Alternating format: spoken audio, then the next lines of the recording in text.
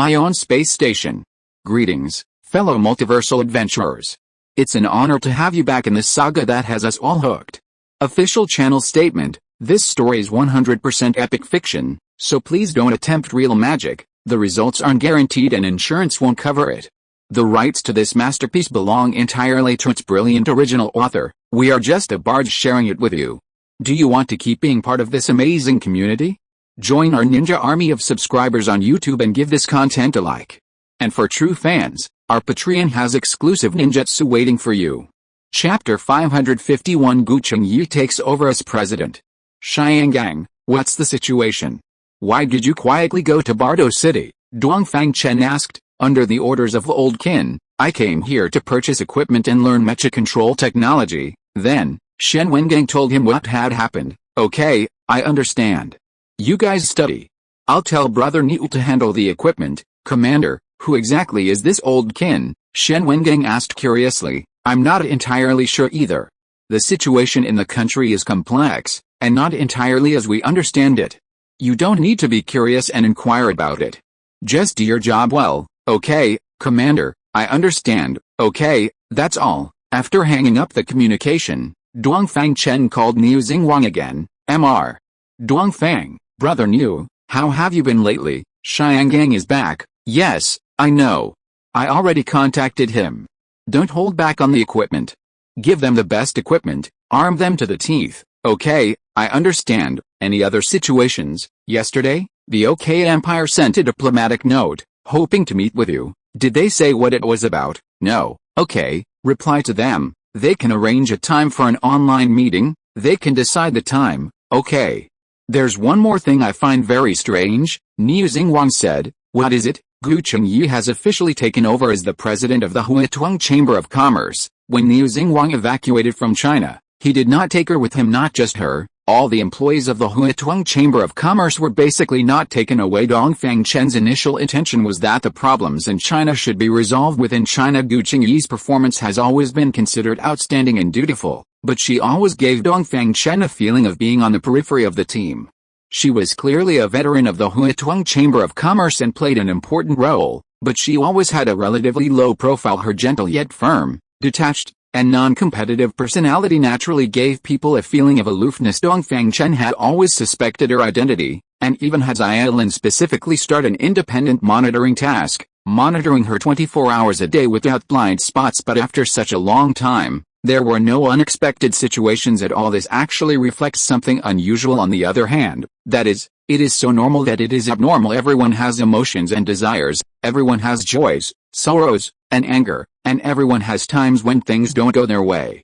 But there is such a person who never makes friends, and only rests and exercises at home every day besides work. There are no emotional fluctuations, no unexpected situations, no sick leave, and no quarrels with any colleagues. Is this a person? Even a machine probably doesn't have such a low failure rate. This is a bit problematic, but these are all minor details, and one cannot say that a person has a problem based on these alone. Is that so? It is indeed abnormal for her to take over as president. Dongfang Chen was a little curious. After the Huituang Chamber of Commerce was nationalized, the position of president was definitely a hot potato. I'm afraid there are not a few people vying for this position, including those with status and background. Gu Chengyi has neither status nor background, and does not like social interactions. Is it so easy to get to the top? This is almost impossible with her prudent personality. Being a 10,000-a-year secretary would be normal. It seems that Gu Chengyi should have a very deep official background, Niu Xingwang said his deduction. Let's see. Behind unusual things are often ordinary reasons that we have overlooked. Keep paying attention, and it will always come to the surface. Okay, any other situations? The Mayan sent a message, hoping to order 20 more warships and requesting delivery within 20 days. Okay, I'll handle this matter myself. You don't need to worry about it. Okay. After cutting off the communication, Dongfang Chen directly contacted the Mayan High Priest. Mr. High Priest, I'm very sorry, I've been delayed by some things during this time, Dongfang Chen said with a smile. Mr. Dongfang is too polite. We have already received the warships you produced, and the quality is very good.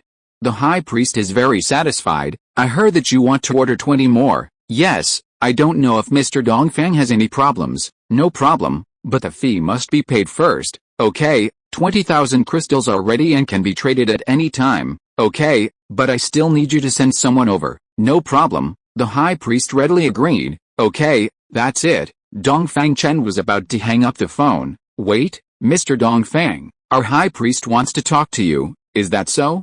I'm honored, please wait a moment. After the high priest finished speaking, the screen changed, and an old man with a wrinkled face and messy hair appeared. Hello, Mr. Dongfang, I finally meet you, the high priest said slowly.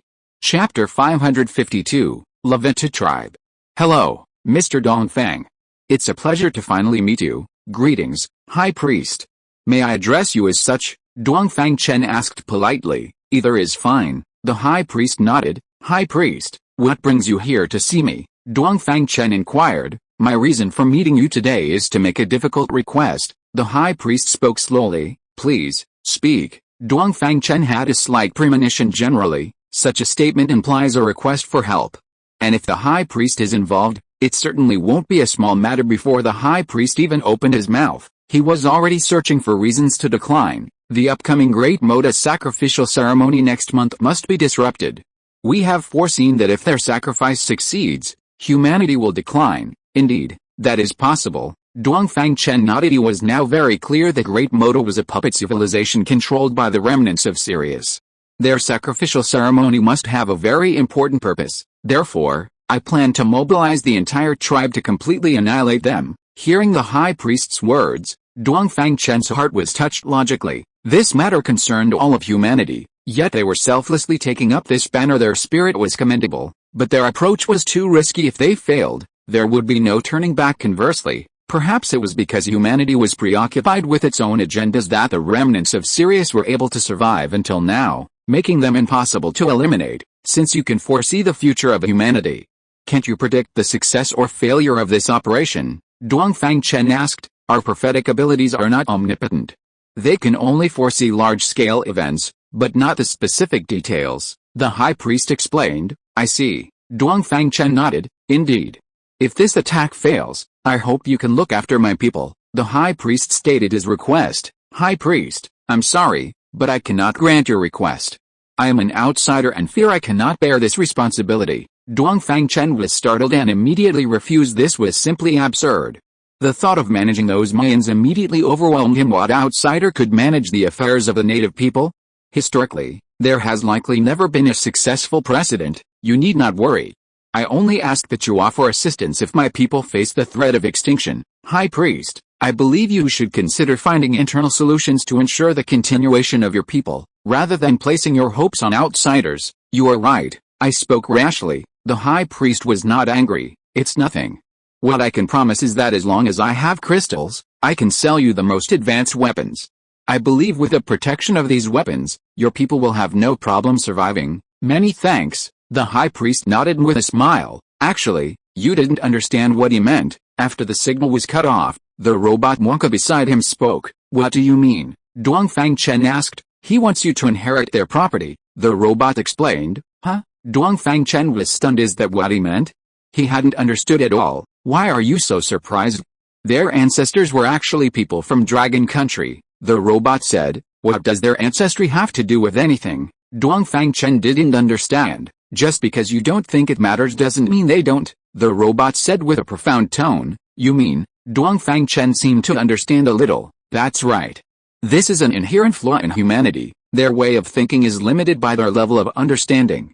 In fact, all yellow-skinned people were cultivated by me hundreds of thousands of years ago.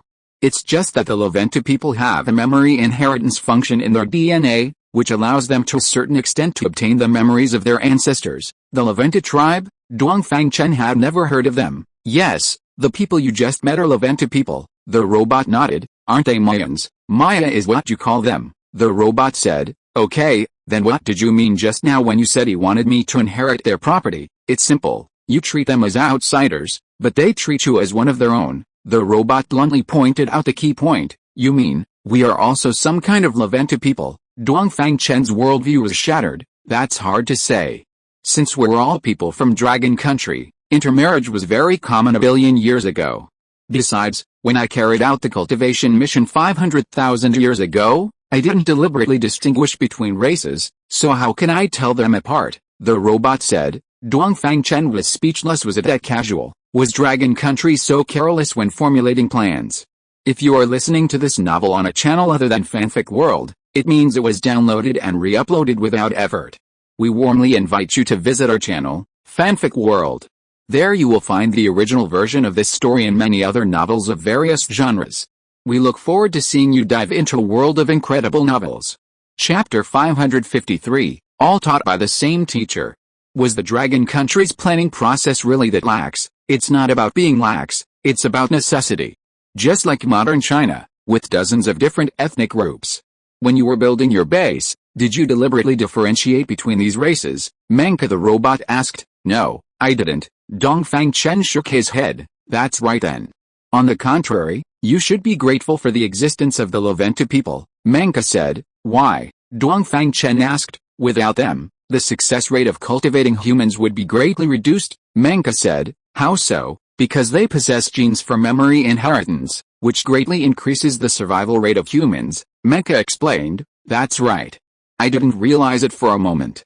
Since you didn't deliberately differentiate between races when you were initially cultivating humans, then why don't we Chinese people have the ability to foresee the future? Dongfang Chen asked. Didn't I say that only the Leventa people have the ability to foresee the future? Not every Dragon Country person, Menka said. But the problem is that none of the Chinese people have the ability to foresee the future. Who says there aren't any? Didn't you discover Sangsingdu? Weren't those things made by the Leventa people? Menka replied. It seems so. Dongfang Chen immediately retrieved the information on Sangsingdu. It was clearly part of the same cultural system as the Mayans. The two were very far apart, one in the southwest of China and the other in South America, a distance that humans at the time could not have covered. What happened later? Why haven't we seen the people or their heritage in China since then? That's a sad story. The Leventa people inherited memories, but there was also a downside. They believed that their ancestors came from Venus and always hoped to return one day. The robot sighed. What happened then? Due to the advantage of memory inheritance, they played a very important role in the early stages of human reproduction. The advanced knowledge they possessed greatly helped people survive. Most of the ancient wonders were built under their leadership. It's just that the puppet humans controlled by the Sirius star system survivors launched several large-scale destructions of human civilization, and most of the Leventa people died in the destruction. Wait, are you saying that other civilizations too? Dongfang Chen interrupted. Of course. For example, the earliest ancient Egyptian civilization was also established by them. However, they were later replaced by other races. Moreover, because it was closer to the model grand competition, the destruction was the most tragic. Dongfang Chen understood. No wonder the Egyptians and Mayans both built pyramids, like they were taught by the same teacher. After all this time, this teacher was the Leventa people. From this, it seems that humans were able to survive on Blue Star thanks to them. Humanity's initial survival skills were learned from them. Since they had the advantage of memory inheritance, why did they perish so early? Instead, we, who don't have the ability to inherit memories, ultimately survived. Dongfang Chen continued to ask, adhering to the principle of asking when he didn't understand. Just like the high priest's actions just now, they could burn their boats and bet everything for the continuation of human civilization. Can you do that? Menka asked. Okay, I understand. Dongfang Chen took a deep breath and nodded slowly. He now truly understood Menka's words. Humanity's ability to continue to this day is indeed thanks to the Leventa people. The spirit of selfless sacrifice carried in their genes erected the first line of defense for the continuation of humanity. Then why didn't you help them back then? Dongfang Chen asked. I said, I have my own mission. And my missions are all sent from the secret base on Mars. Besides, how do you know I didn't help? You also know that almost all human DNA has been implanted with backdoor programs. How could I help? Kill them all, Menka retorted. That's true, since the task of cultivating humans came before the discovery of the Sirius survivors. Menka couldn't solve the DNA problem during the cultivation phase. And even if he did, it would be useless. Ubiquitous viruses could easily reimplant this code during the reproductive process. Moreover, since I discovered the existence of the Sirius survivors, I have never left this place. My existence cannot be exposed, otherwise humans will have no chance of defeating them, the robot said with melancholy. A robot with emotions being locked up here for hundreds of thousands of years is indeed a very painful thing. Then how can you be sure they haven't discovered you? 2 reasons. First, no puppet humans have come here to try to attack me in the past hundreds of thousands of years. Second, it is possible that their way of obtaining information is special, not a conventional observation method, but should be from the sharing of those puppet humans. That is to say, if those puppet humans don't know about my existence, the serious survivors won't know. I understand. Did you create the sand people in Lopner? Dongfang Chen asked. Chapter 554 Military Exercise. Did you create those sand people in Lopner? Dongfang Chen asked. Yes, the robot Wonka admitted without hesitation. Since everyone has additional DNA fragments, how do you know which ones are the Murni people? The additional DNA fragments only create the risk of being controlled. To actually achieve control, a series of operations are needed, such as drug attacks, virus attacks, and so on. This was somewhat similar to the logic of implanting a virus into a computer device. Once controlled, they will have common characteristics. What common characteristics? They will emit a kind of electromagnetic wave. I can identify the Murni people by detecting this electromagnetic wave. I see. What is the purpose of deploying the sand people in the Lopner area? Of course, it's to protect you.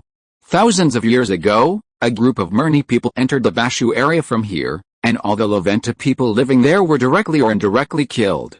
If I hadn't set up a barrier, your Hua nation would have disappeared like the ancient Egyptian civilization thousands of years ago. I see. Ding ling ling. Just then, Niu Xingwang sent a call request. Hello, Mr. Dongfang, the Akong people are requesting a call. Okay, I understand. After Dongfang Chen hung up, he contacted the Akong people. Mr. Dongfang, we meet again, said an animal on the other end who looked like an alien. His eyes were particularly large, his chin was very pointed, and he had sparse hairs on his head. Dongfang Chen already knew that the Akong people were the apes people from 300 million years ago. Because of their special appearance, they were regarded as aliens by Eurasian scientists. What's your name? The last time they visited, they were wearing mechas the whole time, and Dongfang Chen didn't ask their names. Archibald Will Cartman. You can call me Will. Okay, Mr. Will, what do you want from me? Dongfang Chen asked. He didn't have a good impression of these strange people bullying the weak and fearing the strong. Was Dongfang Chen's impression of them. It's like this. We are going to hold an exercise next month and would like to invite you to participate. Will said. Is that so? What kind of exercise? Dongfang Chen was a little sensitive to this time. This time was just when Nata was holding a grand sacrificial ceremony, a military exercise. Who else has been invited? Dongfang Chen asked with amusement. Also the motto United Republic. That's it. Dongfang Chen smelled a conspiracy. That's it. I don't think any other countries are worthy of receiving our invitation at the moment, Will said arrogantly. Where will it be held? Dongfang Chen asked. I'll send you the location information later, Will said. I'm sorry, Mr. Will, is it? I'm not interested in participating in your military exercise. If there's nothing else, I'll hang up. Dongfang Chen refused. Simply a bunch of unprincipled clowns. He had no interest in wasting words with him. Mr. Dongfang, I hope you will consider it carefully.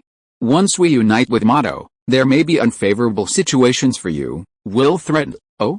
Is that so? Since your perfect match is invincible, why bother inviting me? Dongfang Chen sneered. Okay, I admit that there was some exaggeration in what I said just now. Our great shaman means to cooperate with you to jointly suppress Motto. Will immediately changed his angle when he saw that intimidation was not working. Do you have a feud with them? Dongfang Chen asked. No. It's just that their strength is a disadvantage for us. Will didn't tell a single truth. Then what's your plan? It's not just a simple military exercise, is it? That's right. We planned to take advantage of this exercise to strike at them. If he didn't know that Motto was going to hold a sacrificial ceremony next month, Dongfang Chen wouldn't have noticed the problem in this guy's words. This was obviously trying to get Dongfang Chen to be the first to take the lead and destroy their sacrificial ceremony. What military exercise? It was obviously digging a hole for him. The plan is good. Get straight to the point. How do you want me to cooperate? Dongfang Chen didn't call him out. We will detain their delegation at that time and launch an attack from the east coast of the Caspian Sea. At that time, you will attack from the direction of Asakstan, and we will attack from the east and west, which will inevitably cause a heavy blow to them. Will said the plan. Dongfang Chen wanted to laugh after listening to this crude plan. If you want to dig a hole for someone to jump into, at least be serious and don't be so perfunctory. Okay, no problem. I will cooperate with you at any time. As soon as you start the war, I will immediately send troops, Dongfang Chen replied. That's great, we have a deal. Will was overjoyed. It's a deal, Dongfang Chen nodded. Chapter 555 Situation Analysis. I feel like the brains of the Orsishans aren't quite working properly, Dongfang Chen casually agreed, and they took it seriously. If that's really the case, then it's a miracle they were able to develop a civilization. Mwanga, how much do you know about the Atlantis civilization? Dongfang Chen asked. This little guy really is an encyclopedia, saying he knows everything on blue stars and entirely bragging at least he's lived long enough to have seen everything. They should be considered a subsidiary civilization, Mwanga replied. According to my investigation, the Atlantis civilization appeared 300 million years ago. So, based on the timeline, should they be a subsidiary civilization of the Tasman insect civilization? Dongfang Chen asked. Because the Tasman insect civilization existed from 350 million years ago to 250 million years ago, covering their period of existence, yes. They were actually underwater miners. Underwater miners, that's right. They were cultivated by those insects to mine underwater resources. Dongfang Chen finally understood why these guys couldn't be exposed to the air. After all that effort, they weren't land creatures at all. What happened later? Dongfang Chen asked. Later, the insects went extinct, and they basically disappeared as well. Then how did they suddenly reappear? There might be situations I'm not aware of in between. I wasn't always on Blue Star at that time. I only came once in a long while. Alright, Dongfang Chen sighed. The more Dongfang Chen knew, the more he felt that the entire history of Blue Star was filled with a scent of conspiracy. Now that the gene repair work is complete and the communication relay station has been established, can we proceed to the next step? Dongfang Chen asked. Yes, Mwanga nodded. What's the next step? We still need to wait. The Mars base is revising the plan based on the current situation, Mwanga replied. Alright. Then let's wait. Now it seems that Mato's grand sacrificial ceremony must involve something significant. I must find a way to disrupt it. Do you have any suggestions? Do not expose yourself. Other than that, do as you please, the Mwanga robot replied. Don't you think we should stop the plans of the serious survivors? Dongfang Chen asked. That is not my mission. Mwanga shook his head. Alright, you're right. Dongfang Chen didn't push it. The reason the Dragon Country's plan hasn't failed so far is due to the first core element, endurance. Where there are green hills, there's no need to worry about firewood. That's the idea. After learning about the existence of the DNA backdoor program, frankly speaking, Dongfang Chen doesn't dare to easily fight Mato now.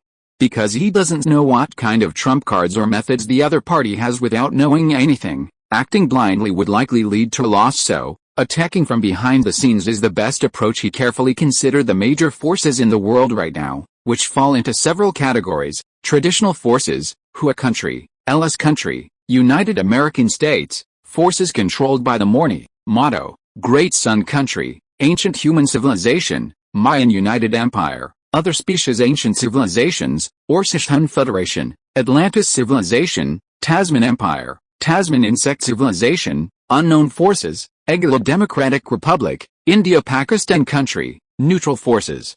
Ulan neutral zone to increase the probability of defeating Mato. The best strategy is to unite the forces that can be united and utilize the forces that can be utilized. The forces that can be united include Hua country, LS country, United American States, Mayan United Empire. The forces that can be utilized include Orsishan Federation, Atlantis civilization, Tasman Empire, Tasman insect civilization, and the unknown Egala Democratic Republic, India-Pakistan country. In addition, there is also the Great Sun country controlled by Mato. Looking at it this way, the chances of winning are quite high. Based on this strategy, several tactical key points can be formulated. First, provide technology to Hua country, LS country, and the United American States, especially survival systems and monitoring systems are the top priorities. First, ensure that humans will not be easily wiped out, and then slowly eliminate the enemy. The importance of survival systems goes without saying. If you can't survive in harsh environments, you'll perish before anyone else even tries to destroy you. The most crucial thing is the monitoring system. If it can effectively monitor humans, it can suppress the Morni's infiltration and destruction of humanity. Second, strengthen cooperation with the Maya. The Levanta tribe has its own advantages. Their divination, spiritualism, and mind control techniques are not possessed by other races. So, in this war to attack Mato, we still have to find a way to help them, and try to get them back alive. Third, find opportunities to provoke conflicts between the Orcish Hun Federation, the Tasman Empire, and Motto, so that they completely stand on opposite sides. Fourth, investigate the domestic situations of the Egala Democratic Republic and the India-Pakistan country as soon as possible. Chapter 556, No Need to Be So Luxurious. With a direction set, a targeted plan can be made now that the survival bases of both China and the Russia's countries have been built. The next one is the United States. Dongfang Chen's consistent principle is not to give things away for free, because giving things away for free cultivates lazy good-for-nothings. If you want to unite them, they have to listen. So, you can't give them candy, you have to give them the stick. Once he understood this, it was easy to do. He immediately dialed the phone of the High Priest of Maya. Hello, Mr. Dongfang, High Priest, I suddenly thought of something I wanted to ask you about. Dongfang Chen said straightforwardly, please speak. Is the border of the United States blocked by you? Yes. Is it convenient to tell me the specific reason? Dongfang Chen asked. This question was a bit out of line. After all, it had nothing to do with him. Mr. Dongfang, are you trying to intercede for them? The High Priest asked. One could hear a hint of dissatisfaction in his heart, to put it bluntly. This is called interfering in the affairs of other countries. Not at all, just curious, Dongfang Chen explained. If that's the case, I don't mind telling you. You should be aware that our people were once massively slaughtered and our land was plundered. This outcome is their own fault. This is a tragic history. During the Age of Exploration, Europeans came to the Americas and killed a large number of indigenous people. I understand, Dongfang Chen sighed. He really didn't have the right to interfere in this matter. Thank you for your understanding, the High Priest said politely. I'm calling you today to discuss a business deal with you. I wonder if you are interested. Since there's no need to win over the United States, he might as well go directly to the next step. Please speak. According to my analysis, Blue Star will be in an ice age for a long time to come. Widespread global cooling is inevitable, and the surface living environment will become increasingly harsh. That's right, obviously. The High Priest also knew this. I have underground base construction technology here. I wonder if you are interested. Your underground bases are very magnificent. In comparison, our environment is much simpler. However, I think it's enough as long as we can live there. There's no need to be so luxurious. The High Priest was obviously not very interested. Dongfang Chen was definitely going to make this deal happen. On the one hand, the Maya people had a large amount of gen crystal, and he definitely had to find a way to get it. On the other hand, the Maya people's ability to resist risks was still too low. The United States could become a ticking time bomb at any time. Once controlled by the Moni people, the consequences would be unimaginable. In addition, their weapons of mass destruction could also severely damage the Maya people. Therefore, whether it was to earn gen crystal for himself or to improve their survival ability, the Maya people had to agree to build a base. This is not for you to enjoy, but to increase the chances of defeating the Moni people. Dongfang Chen began to try to persuade him. What do you mean by that? The United States has nuclear weapons, and your ability to resist risks is too poor. I think this is also the reason why you are besieging them without attacking? Dongfang Chen asked. Yes, the High Priest replied. So, if you have an underground base, you don't have to worry about this. He only stated a secondary reason and did not say that the people of the United States also had a chance of becoming Moni people. Otherwise, with their way of doing things, they might attack regardless of everything, eventually leading to a lose-lose situation. Can an underground base prevent this? The High Priest did not know that the base had this function. You don't think that the protective shield can only be installed on a spaceship, do you? Dongfang Chen asked with a smile. I understand. I will report this matter to the High Priest and reply to you later. The High Priest had been persuaded. Okay, I'll wait for your news. You did a great job, Menka praised. Don't get me wrong, I'm just trying to earn gen crystal. Dongfang Chen quickly stopped him. What did you say? Gen crystal, Menka asked. Yes, what's wrong? Dongfang Chen asked. They have gen crystal. Menka couldn't believe it. Yes. Why are you making such a fuss? Dongfang Chen was confused. Do you have a sample? Let me see, Menka said. It's at the base. I'll bring it to you next time when I send supplies. Dongfang Chen said. Okay, do you know how to use gen crystal? Dongfang Chen's eyes lit up. Of course, tell me quickly. Dongfang Chen urged. This is related to his next generation of weapons. If gen crystal can be used as an energy core, it may be possible to create a real combat robot. The energy core of this spaceship is gen crystal. The massive amount of energy it stores can help the spaceship achieve interstellar travel. Dongfang Chen also knew this. How is Zhen crystal charged? This was his biggest concern. Not here, only in a location very close to a star, Menka replied. Chapter 557, What a big tone. This won't work here, it can only be done in a location very close to the star. How do we do it? Dongfang Chen asked excitedly. It's good to have a solution. Using carbon silicon as the backbone element, weave together light-absorbing crystal tubes with hexagonal cross-sections according to a certain pattern.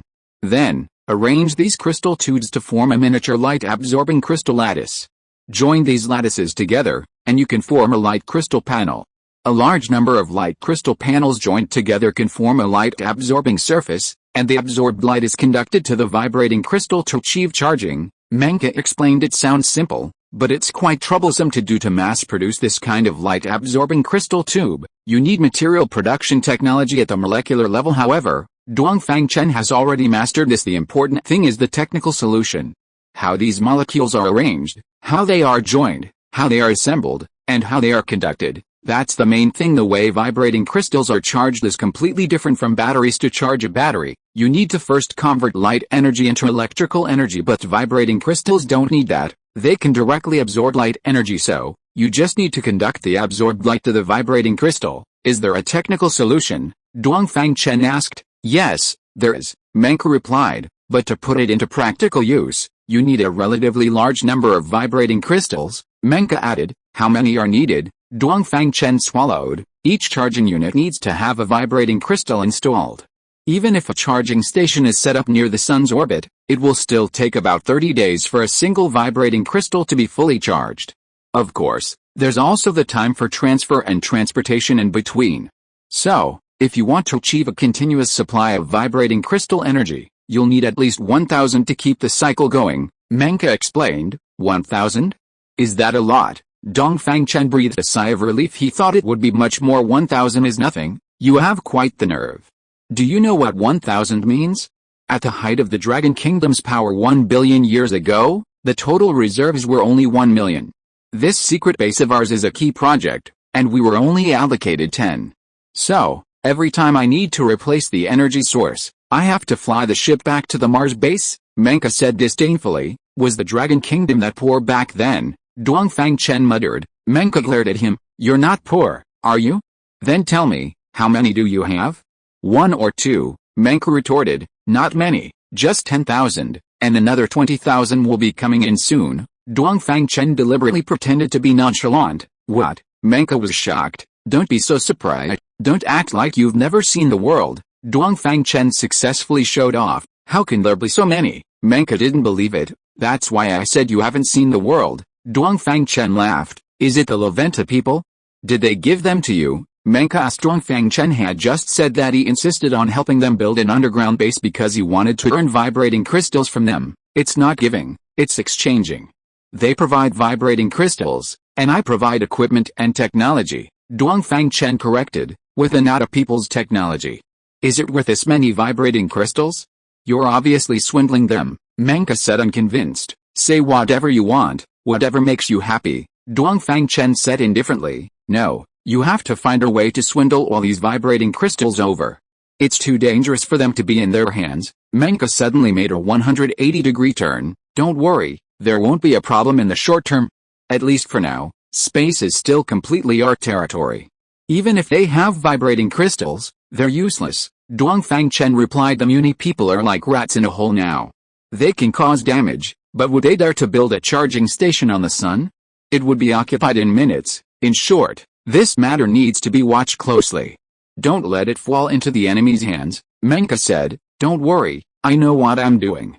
By the way, not only the Maya people, but I suspect the OK Huns also have vibrating crystals, Dongfang Chen added. Those underwater miners have them too. That's right, the first vibrating crystal I got was sent by them. Dongfang Chen nodded. How can there be so many vibrating crystals on Blue Star? Why didn't we discover them before? Menka muttered to himself. Maybe you didn't explore well enough, Dongfang Chen said. How is that possible? To find vibrating crystals, the Dragon Kingdom even explored Pluto, Menka said. Is that so? Maybe they didn't detect them, who knows? Dongfang Chen said. Just like exploring for oil fields, there's a lot of luck involved in this kind of thing. Maybe Menka stopped dwelling on the issue. Give me the technical data first. I'll see if I can build the charging station. Okay, I've sent it to you, Menka said. Since Menka's mission is to revive human civilization, he naturally preserves the highest technological achievements of humanity at that time. Chapter 558. Find someone to investigate. Xiaolin, analyze this data and see if we have the conditions for production, Dongfang Chen asked. I'm sorry, Commander, but I lack the necessary language encoding and cannot complete the analysis, Xiaolin replied. Oh, right, Dongfang Chen nodded. The space station didn't have a language library for ancient humans. Menka, I need you to open the language library, otherwise I can't analyze it. Dongfang Chen looked at Menka. Okay, soon. Menka pushed his language library to Xiaolin. It contained his human language system, which he had been constantly improving for hundreds of thousands of years, as well as the mapping relationship between it and the ancient human language. This just made up for Xiaolin's shortcomings. Commander, the analysis is complete. The technology released by the space station can complete the production of related materials, but it does not have the installation conditions. Xiaolin quickly gave the answer. The speed at which artificial intelligence learns foreign languages is simply amazing. This was to be expected. Transporting the produced light crystal panels to an orbit close to the sun for assembly was much more difficult than building a space station. What installation conditions are still lacking? We need small spacecraft construction technology, at least one spacecraft power system, heat radiation shielding material production technology, etc. However, the relevant technology accumulation in the space station is not perfect and cannot be fully assessed. Xiaolin replied. The Nata civilization only barely entered the stage of interstellar exploration by the time it was finally destroyed. Therefore, its technological accumulation in this area was definitely far from sufficient. It's good enough if we can produce them. Let's build a production warehouse and start production first. The demand for light crystal panels is huge, and it can't be produced in a short time, Dongfang Chen said. Okay, Commander. Menka, if we want to build a charging station in near solar orbit, we need you to provide more technical support, not for the time being. I don't have the authority to open up more technology for you until the next plan for the Mars base comes out. Menka refused. Then let's wait. In fact, there was no need to rush this matter. In addition to charging the Gen crystal, it was also necessary to develop new equipment with the Gen crystal as the energy core, which would also take time. The current focus should still be on the Motto Grand ceremony. Currently, the internal situation of Motto Grand was completely unknown, and it was impossible to formulate a targeted sabotage plan among the people Dongfang Chen could use. Only Lingluo knew about the situation of Motto Grand. But the last time he reported this news, Dongfang Chen had asked him. He knew nothing about the sacrificial ceremony regarding the internal situation, political structure, and military deployment of Motto Grand. Lingluo couldn't say anything about it in the beginning. Dongfang Chen found it very strange. As a holy son, he could freely enter and exit Motto Grand, so how could he not know these things? His answer was that Motto Grand's management was quite strict. Residents living in the mainland did not have freedom of movement, and everyone's behavior was strictly limited. They rarely left their places of residence, let alone freely moved around. Therefore, from the sky, the entire Motto Grand area was very desolate, and it was almost difficult to see anyone coming and going. Even when they did come out, they were wrapped tightly in black cloaks. Except for the eyes, no part of the body was exposed. Men and women were all like this. They did not chat with each other, did not visit relatives and friends, had no entertainment activities, and no gatherings. Therefore, almost no one knew any information other than the location where they lived. These holy sons were all raised by their masters. They were not natives of the country, but grew up and were educated abroad. When they returned to Motto Grand, they could only go to the elders' hall of their branch and were not allowed to move freely. Therefore, they had never been anywhere other than the elders' hall and knew nothing about the political structure and military deployment. They couldn't even explain the relationship between the Motto Grand government and the Muni religion. Therefore, Dongfang Chen was considering whether to send a special forces team to sneak in and investigate. Robots were definitely out of the question. Once they went in, they would lose contact. It was completely like throwing meat buns to a dog. There was no return. But now half of the special forces were locked up in the Kunlun Mountains, and there were only 20 or so available outside. If they were also sent out, once a problem occurred, they would face the embarrassing situation of having no one available.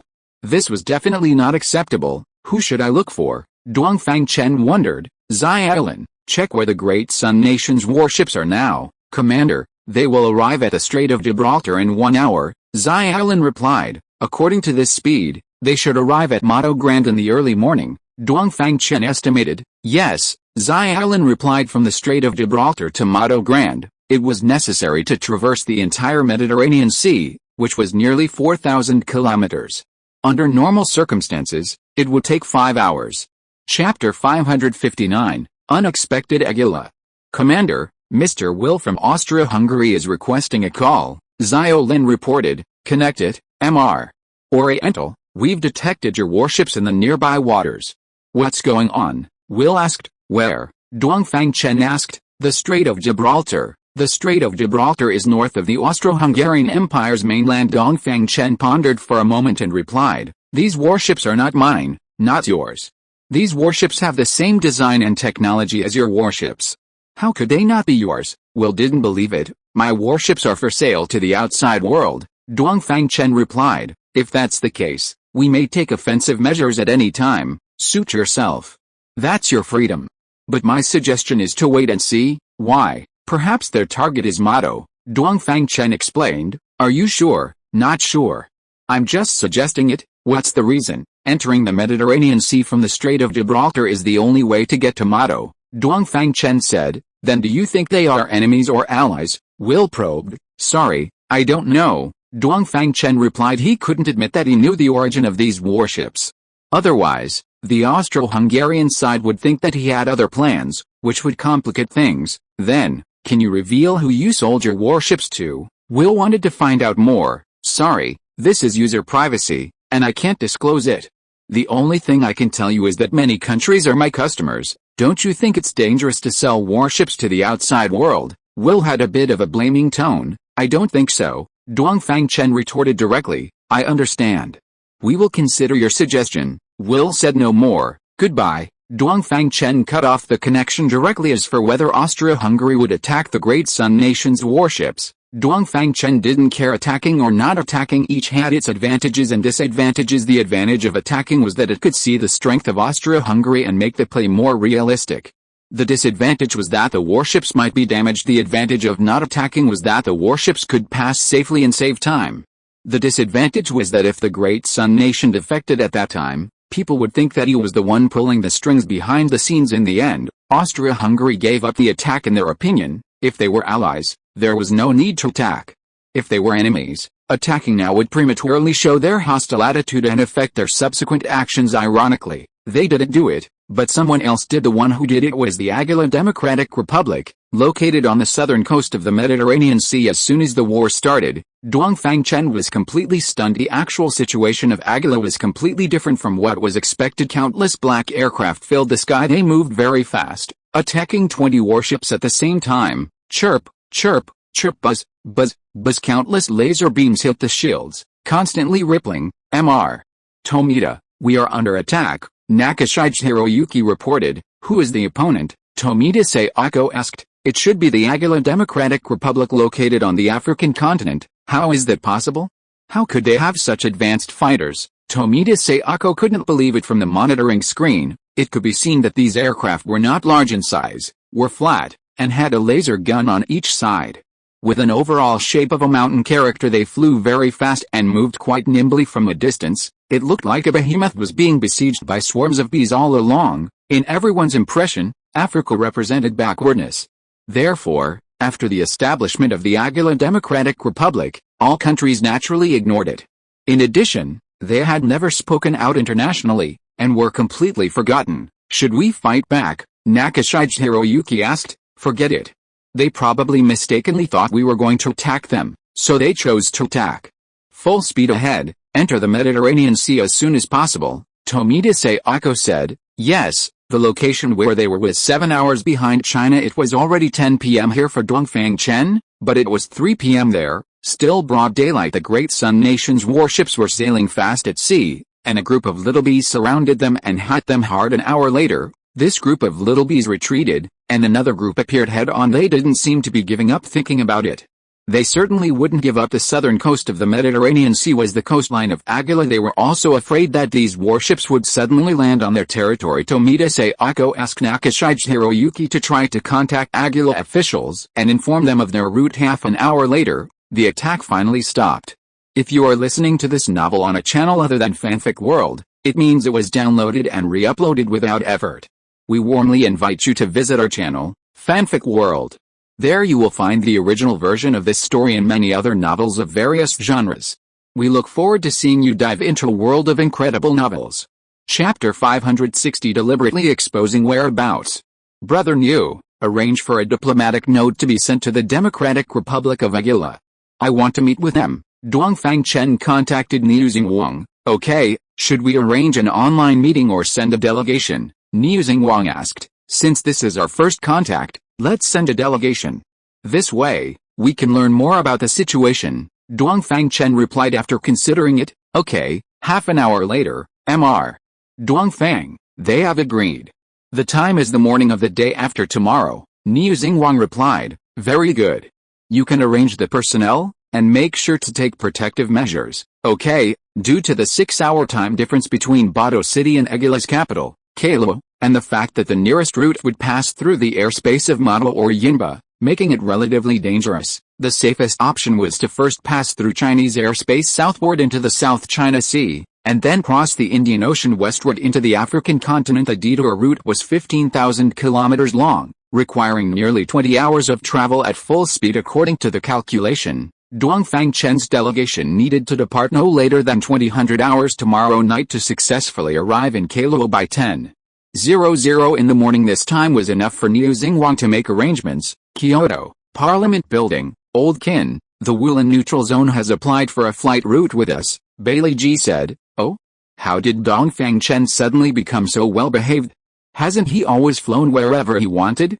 When has he ever applied for a flight route? Old Kin asked, as if he had heard something new. I think this situation is quite special, Bailey Ji replied. What's so special about it? Their route is to the South China Sea. What are they doing in the South China Sea? Old Kin also found it strange. Not sure. No, there's something fishy here. Old Kin pondered. According to his understanding, even if they were flying to the South China Sea, there was no need to specifically apply for a flight route. The Wulin Neutral Zone's flight route planning system was interconnected with the Huatuang Chamber of Commerce, and with the Parliament's tacit approval and the cooperation of the 4 major military regions, Dongfang Chen had always flown wherever he wanted. Is Dongfang Chen hinting at something? Bailey Ji asked. That kid, I don't know what he's up to. I haven't been able to reach him for days. I'll try calling again. Old Kin shook his head helplessly. This time, he actually got through. Hello, Old Kin. You little brat, where are you? Old Kin asked in an unfriendly tone. I'm at the base, Dongfang Chen fabricated. Why couldn't I reach you these past few days? I caught a cold after returning from Bangalore and rested for a few days. Dongfang Chen made up a story. It wasn't out of some perverse taste, it was just that the current situation wasn't suitable for saying too much. Currently, who is a friend and who is a foe is really unclear. The military and political department just reported that you applied for a flight route to the South China Sea. What's going on? Oh, I'm planning to arrange for a delegation to visit Agila. There was nothing to keep secret about this matter, is that all? When did you become so polite? Old Kin was still a little skeptical. Old Kin, look at what you're saying. Isn't this normal procedure? Dongfang Chen said with a laugh. It's normal for others, but not for you, Old Kin. Talking to you like this can really kill the conversation. Tell the truth, it really is the truth. If you don't believe me, send someone to follow us, Dongfang Chen said. Then that's it. You should get some rest. After speaking, Old Kin hung up the phone. Old Kin, what did he say? Bailey Ji asked. He said he's going to visit Agila. Old Kin replied. Bailey Ji walked to the map, looked at it, and pondered for a moment. From the current situation, this route is indeed relatively safe. But what is his ulterior motive for making such a fuss? Bailey Ji asked. Bailey Ji didn't believe that Dongfang Chen's deliberate application for a flight route was unintentional. I don't think the problem lies in the flight route. Don't you think it's strange that this kid is suddenly visiting Agila? As far as I know, he hasn't actively visited any country before. Old Kin analyzed. Are you saying there's something wrong with Agila? Bailey Ji understood. Perhaps there's a problem with Agila, but there's another possibility. What possibility? He might be deliberately exposing his whereabouts. Old Kin pondered. That's right, it must be like that. Bailey Ji agreed. Let the news of Dongfang Chen's planned visit to Agila leak out. I believe many little devils will jump out on their own accord. Old Qin said now everyone knows that Dongfang Chen is the mastermind behind the establishment of the Huituang Chamber of Commerce, and his existence restricts the interests of many people, especially the Moni sect members lurking in the Chinese official system. They will definitely not miss this once-in-a-lifetime opportunity. Moreover, with the model grand sacrificial ceremony approaching, these people are also worried that Dongfang Chen may use the guise of going to Regula to do something else. Chapter 561 He Jinghu disagrees. Dongfang Chen had no interest in knowing who within China was a member of the Moni sect, because such people were as numerous as hairs on an ox, and it would be impossible to capture them all. But Elder Qin and the others needed this opportunity soon. The first wave of people jumped out. Jinghu from the security department arrived. Maintaining national security was their primary duty, and after the China Trade Association was nationalized, they took over the monitoring business. Therefore, the security department was the first to receive the news. Speaker, we can't approve the flight route applied for by the Ulan side. He Jinghu shouted anxiously. What's wrong? Why are you making such a fuss? In the past, they didn't apply for flight routes when entering China's airspace, and I didn't see you so agitated. Bailey Ji said. This is different. How is it different? This time they deliberately applied for a flight route. It's obvious they have ulterior motives. How do you mean? Think about it. They always flew around freely, but this time they insist on going through the normal process. Isn't that very abnormal? Counselor He, please watch your words. What do you mean by flew around freely? What is China's airspace public airspace? They were able to fly because of the authorization of the council and the clearance of the military region. That's also a normal process, Bailey Ji corrected. Right. You're right. Then since there's authorization, why apply for a flight route this time? Isn't that redundant? He Jinghu asked. What? Is there a rule that says they can't apply? No, there isn't. So, what's the problem? I believe their purpose is not pure. He Jinghu insisted on his view. Then tell me, what is their purpose? Bailey Ji looked at him. I think they were treating us as scapegoats. Think carefully before you speak. Bailey Ji glared at him. I mean, they want to use us as a shield. He Jinghu quickly adjusted his words. What do you mean? This time they say they're going to visit Agila, but I think they definitely have other purposes. What's their purpose got to do with us? How does that make us a shield? Think about it. The flight route is approved by us, which means we tacitly approve of their actions. If they cause any trouble, wouldn't we have to take the blame? He Jinghu analyzed. Nonsense. We only approved the flight route. When did we tacitly approve of their actions? Bailey Ji scolded. We didn't. But outsiders won't think that way. When has it been the turn of outsiders to interfere with what we do in China? You're a member of the council and shoulder the important task of maintaining national security. Is that all the awareness you have? Bailey Ji rebuked. If it's a domestic matter, then I definitely wouldn't say another word. But the Ulan neutral zone doesn't belong to China. The nature of the matter is different. Counselor He, be careful with your words. The council has already made a conclusion on this matter. The Ulan neutral zone is our friendly neighbor and close partner. What you're saying is undermining unity. Your thinking is extremely dangerous. Bailey Ji reminded him. Speaker, we're just partners with them. There's no need to tie ourselves to the same warship. The international situation is unclear right now. Many countries' positions are unclear. There's really no need for us to take this risk. He Jinghu still didn't want to give up. Alright, Counselor He, don't dwell on this matter anymore. Even if we don't approve the flight route, they can still fly freely. Moreover, if they really cause trouble outside, do you think we need to clear ourselves of responsibility? Can we clear ourselves of responsibility? Even if you want to clear yourself, will others believe it?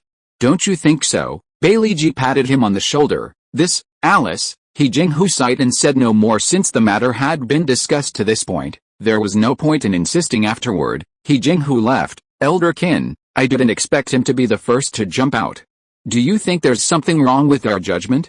I personally brought this kid up. There's definitely no problem. Bailey Ji shook his head. Don't jump to conclusions yet. Let's see. Elder Qin said nothing. Alright then. Kunlun Mountains, Dragon Country Ancient Base, Monka, the Zhenjing, Vibration Crystal, has been delivered. Take a look. Is this the thing? Dongfang Chen opened the box and took out a light blue crystal. Their supplies were delivered by the Ulan neutral zone for confidentiality. The supplies were first sent by Special Operations soldiers to the Lopner transit station, and then transferred through underground tunnels into the Kunlun Mountains base. In this way, The Lopner base became a facade on the surface, ensuring the safety of this Dragon Country ancient base while ensuring communication and supply of materials. Monka flew over to take a look. That's right. It is. Do you think the Icon Union knows the use of this thing? Dongfang Chen asked. He always felt that the Icon Union delegation didn't have good intentions when they sent this thing. Chapter 562 Wakandans. Probably not. The charging stations built by humans in near-Earth orbit were slowly damaged due to lack of maintenance a billion years ago. These deep-sea miners appeared 300 million years ago and had no chance to access this technology. Monka analyzed. There's something I forgot to tell you. Dongfang Chen suddenly remembered. What is it? Monka asked. Some time ago, I discovered a damaged spacecraft within the territory of the Ala state, in the oblast of Kalashnikov. After analysis, it was confirmed to be manufactured by the Adits people. As Dongfang Chen spoke, he brought up the spacecraft's data on the screen. This spacecraft's technology is very advanced, and its cruising speed can approach the speed of light. Dongfang Chen explained. This ship wasn't made by them, Monka concluded after taking a glance. Wasn't. Dongfang Chen was taken aback. That's right. Judging from the structure, it should have been made by those bugs. The Adits people in the hibernation pods were likely just experimental subjects, Monka replied. So that's how it is. It seems the Tasman insect civilization is much more advanced than imagined, Dongfang Chen exclaimed. Actually, those bugs come from Mars. Monka revealed another piece of information. Ah. Miss Monka, why didn't you mention that earlier? Dongfang Chen rolled his eyes. This person spoke as if she was squeezing toothpaste, revealing a little bit today and a little bit tomorrow, never saying everything at once. It's not too late to say it now. Could you even digest it if I said too much? Monka said smugly. All right. Then please tell me, how did they get to Blue Star? Dongfang Chen didn't argue with her. That's why I say they're disgusting. Many types of insects reproduce by parasitism. They parasitize their eggs in other animals, plants, and even seeds. Moreover, the insect eggs are particularly resilient. They can remain dormant for a long time in harsh environments such as drought, water shortage, high temperature, and radiation. As long as the host doesn't die, they are very difficult to kill. When I was carrying out a Blue Star ecological modification mission, I brought a lot of seeds. That's how they got here. Dongfang Chen understood. No wonder this person didn't say it. After all this time, he was the one who planted the seeds of disaster. This happened hundreds of millions of years ago. Back then, you should have been able to travel back and forth between Mars and Blue Star, right? How did they have the chance to develop a civilization? Dongfang Chen asked. Being able to build spacecraft that travel near the speed of light meant their technical strength was already considerable. The main issue is energy. The Mars base only has 10 vibranium crystals in total, with 8 used for the base's internal energy supply and 2 for the spacecraft. After the charging station was abandoned, I only came here once when carrying out missions. Did they create a civilization on Mars? Dongfang Chen asked. As far as I know, no, Monka replied. Then, in your opinion, what is the purpose of the Orc Hungarians giving me the vibranium crystal? Dongfang Chen asked. The possibility of testing you is high, Monka said. Dongfang Chen nodded. As for where the Orc Hungarians obtained the vibranium crystal and how much they know about this, it's still unclear, Commander. The Great Sun Nation's warships have arrived at Mado and are currently docked in Damascus, Xiaolin reported. Okay. How is the communication situation? Communication is good. Good. Activate the warship's monitoring mode. Record every word they say. Report any abnormal situations immediately, Dongfang Chen instructed. Yes, Commander. Perhaps that area wasn't in Mado's core area, so the signal wasn't blocked. January 7th. 2057 AD 1600 hours China time, 10 o'clock Egula time, the delegation arranged by Dongfang Chen safely arrived in Cairo, the capital of Egula. Dongfang Chen synchronized the images from the moment the fleet arrived on the African continent. He noticed the differences. Their large steel buildings had been constructed in many places. Those buildings had peculiar shapes, like black giant thorns rising from the ground.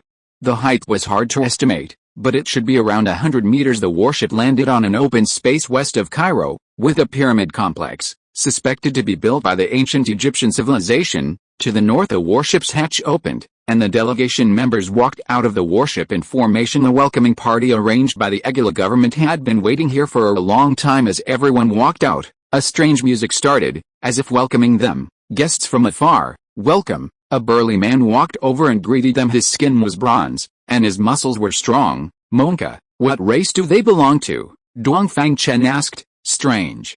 Are they Wakandans? Monka said in confusion. Wakandans? Why does that sound so familiar? Dongfang Chen muttered to himself. Chapter 563 Black Panther Tetris. Wakanda people? Why does that sound so familiar? They are a very low-key race. Have you heard of them? Monka asked. I seem to have heard it somewhere, but I can't remember right now. Dongfang Chen shook his head. Ulan Neutral Zone Foreign Affairs Officer, Xiaolin, the leading envoy, introduced himself with a smile. I am the Foreign Minister of the Republic of Egula, Alcindor Salazar. The burly man also introduced himself. The two shook hands warmly. Xiaolin and his party entered a floating aircraft amidst the welcome of the honor guard. The motorcade was of a high standard, with 6 aircraft clearing the way in front, 3 on the front left and 3 on the front right. 6 aircraft brought up the rear, 3 on the rear left and 3 on the rear right. The motorcade cleared the way, and the group flew towards Kailua City. Mr. Salazar, your architecture is very distinctive, Xiaolin said with a smile. Meeting for the first time, he didn't know the other party's temperament, so he spoke very tactfully. Mr. K, you don't need to be so restrained. Egula is very friendly to friends, you can relax a bit, Salazar said with a smile. Haha, frankly speaking, their shapes are a bit strange. Xiaolin immediately adjusted his tone. Indeed, it is very different from your architectural style. This should be a unique feature of our Wakanda people. Salazar nodded. Wakanda people? Xiaolin's heart skipped a beat. He himself is a science fiction fan and knows that Wakanda is a mysterious country. Suspected of being fictional, they are famous because they produce a special material, Wakanda vibranium. Wakanda vibranium is a type of vibranium. It is very hard, and its special molecular structure makes it almost indestructible at the same time. Because its molecules are relatively stationary, it hardly conducts heat and kinetic energy. This characteristic allows it to absorb heat, energy, and kinetic energy. So far, no one knows how much energy it can absorb. Although he knew that the Wakanda people were very friendly, Xiaolin was still a little nervous. After all, a name is like a shadow of a tree. This may also be related to insufficient diplomatic experience. Are these buildings all made of vibranium? Xiaolin asked curiously. Mr. K, you are joking. We don't have that much vibranium. However, there is one in Benanzana, and it is the only one. The main material of these buildings is steel, Salazar said without any hesitation. Mr. Salazar, you are too kind. For us, vibranium has always been just a legend, and we have never seen it, Xiaolin said with an embarrassed smile. Mr. K, you are too polite. We Wakanda people don't like to show our faces, so the outside world knows very little, Salazar explained, also giving him a way out. Vibranium? I remember now. So they are the legendary Wakanda people. Dongfang Chen remembered after hearing the conversation between the two in the aircraft. Where did you hear about it? Monka asked. This is just a folk legend, derived from the science fiction circle. The existence of the Wakanda people has always been just speculation, Dongfang Chen explained. It is possible that some Levanta people have inherited this memory, Monka analyzed. There is such a possibility, Dongfang Chen agreed. After more than 10 minutes of flight, the main aircraft landed on a rooftop at the waist of a huge building. The group filed out. Please wait a moment, I will report it, Salazar said with a slight bow. Okay, Xiaolin made a gesture of invitation. Another 10 minutes, Mr. K, nice to meet you. Why didn't Mr. Dongfang come? A young man walked over with a smile and asked. Mr.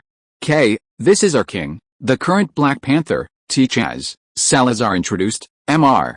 T-Chaz, nice to meet you. Xiaolin took a step forward and extended his right hand. T-Chaz also smiled and extended his right hand, and the two shook hands warmly. Xiaolin probably never imagined that he would have the opportunity to see the real Black Panther. He had always thought that this was just a fictional character in science fiction. Our commander is not on the base, so he sent me to visit you, Xiaolin explained. It doesn't matter, I think there will definitely be a chance to meet in the future. Please come in. T-Chaz made a gesture of invitation. According to the principle of reciprocity, Xiaolin's visit only required Salazar to receive him, and the king did not need to greet him personally. It's just that the Wakanda people are hospitable and don't care about these trivial matters. Entering the reception hall, the two sides took their seats as host and guest. Mr.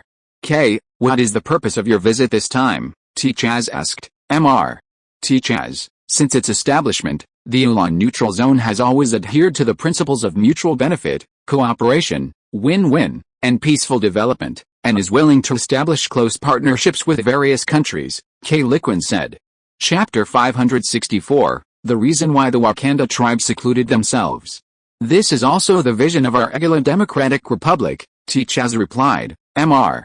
T-Chaz, Mr. Dongfang has prepared a gift for you, and I hope you will like it. After Xiaolin finished speaking, the person behind him handed over a delicate box about 10 centimeters in size. Oh?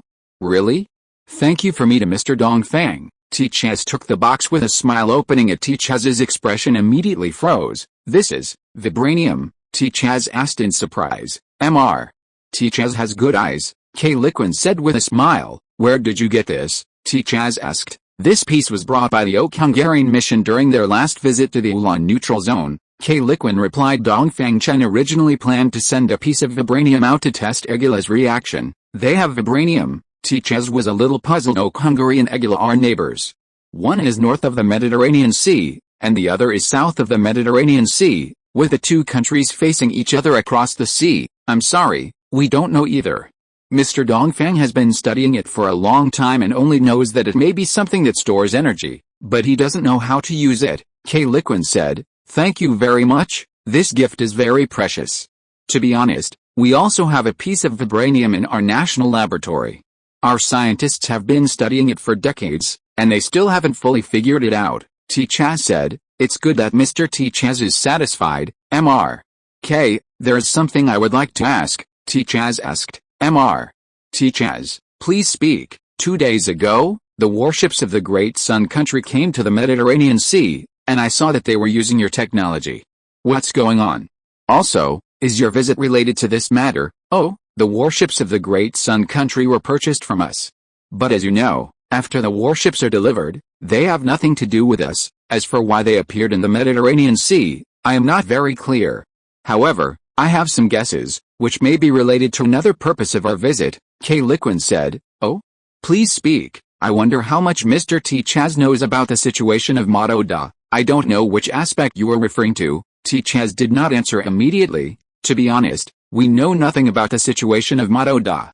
Some time ago, we accidentally got a message saying that they will hold a sacrificial ceremony on the 1st of next month. However, intelligence shows that this sacrificial ceremony may threaten human safety. Xiaolin emphasized these words. He is not very clear about what Nata and the sacrificial ceremony are. T-Chaz did not answer immediately after listening, and remained silent for a moment. Then he replied, this is actually the reason why we established the Egula Democratic Republic. Oh? Do you mean that this information is true? Xiaolin asked. Yes, it's true, T-Chaz nodded. I wonder if it is convenient for you to tell me, what is the background of this Nata?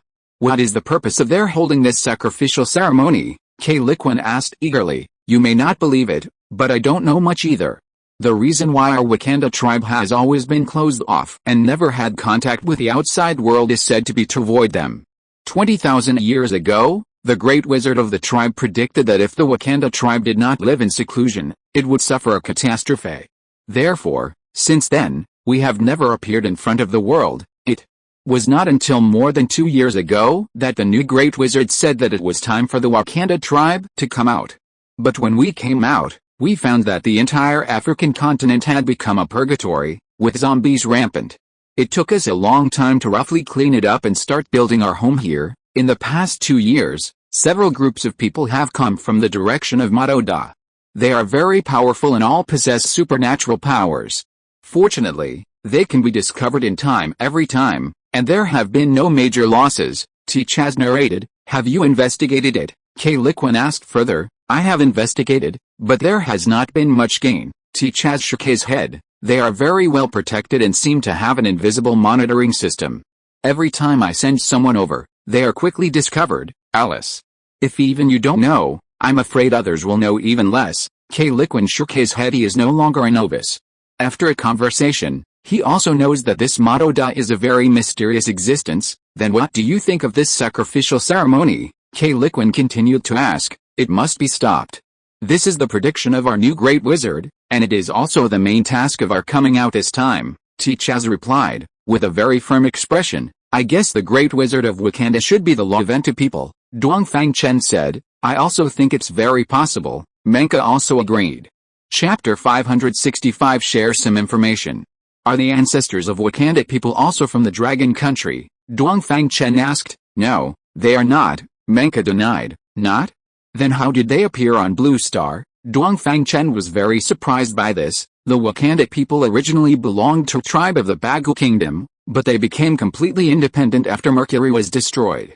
As for why they appeared on Blue Star, I'm not very clear, Menka replied. Then haven't you noticed their existence before? No, I haven't. Menka shook his head. Then the ancient Egyptian civilization was also nurtured by you, right? Dongfang Chen asked. Yes. Then when you went to the African continent, were there any traces of human survival? Definitely not.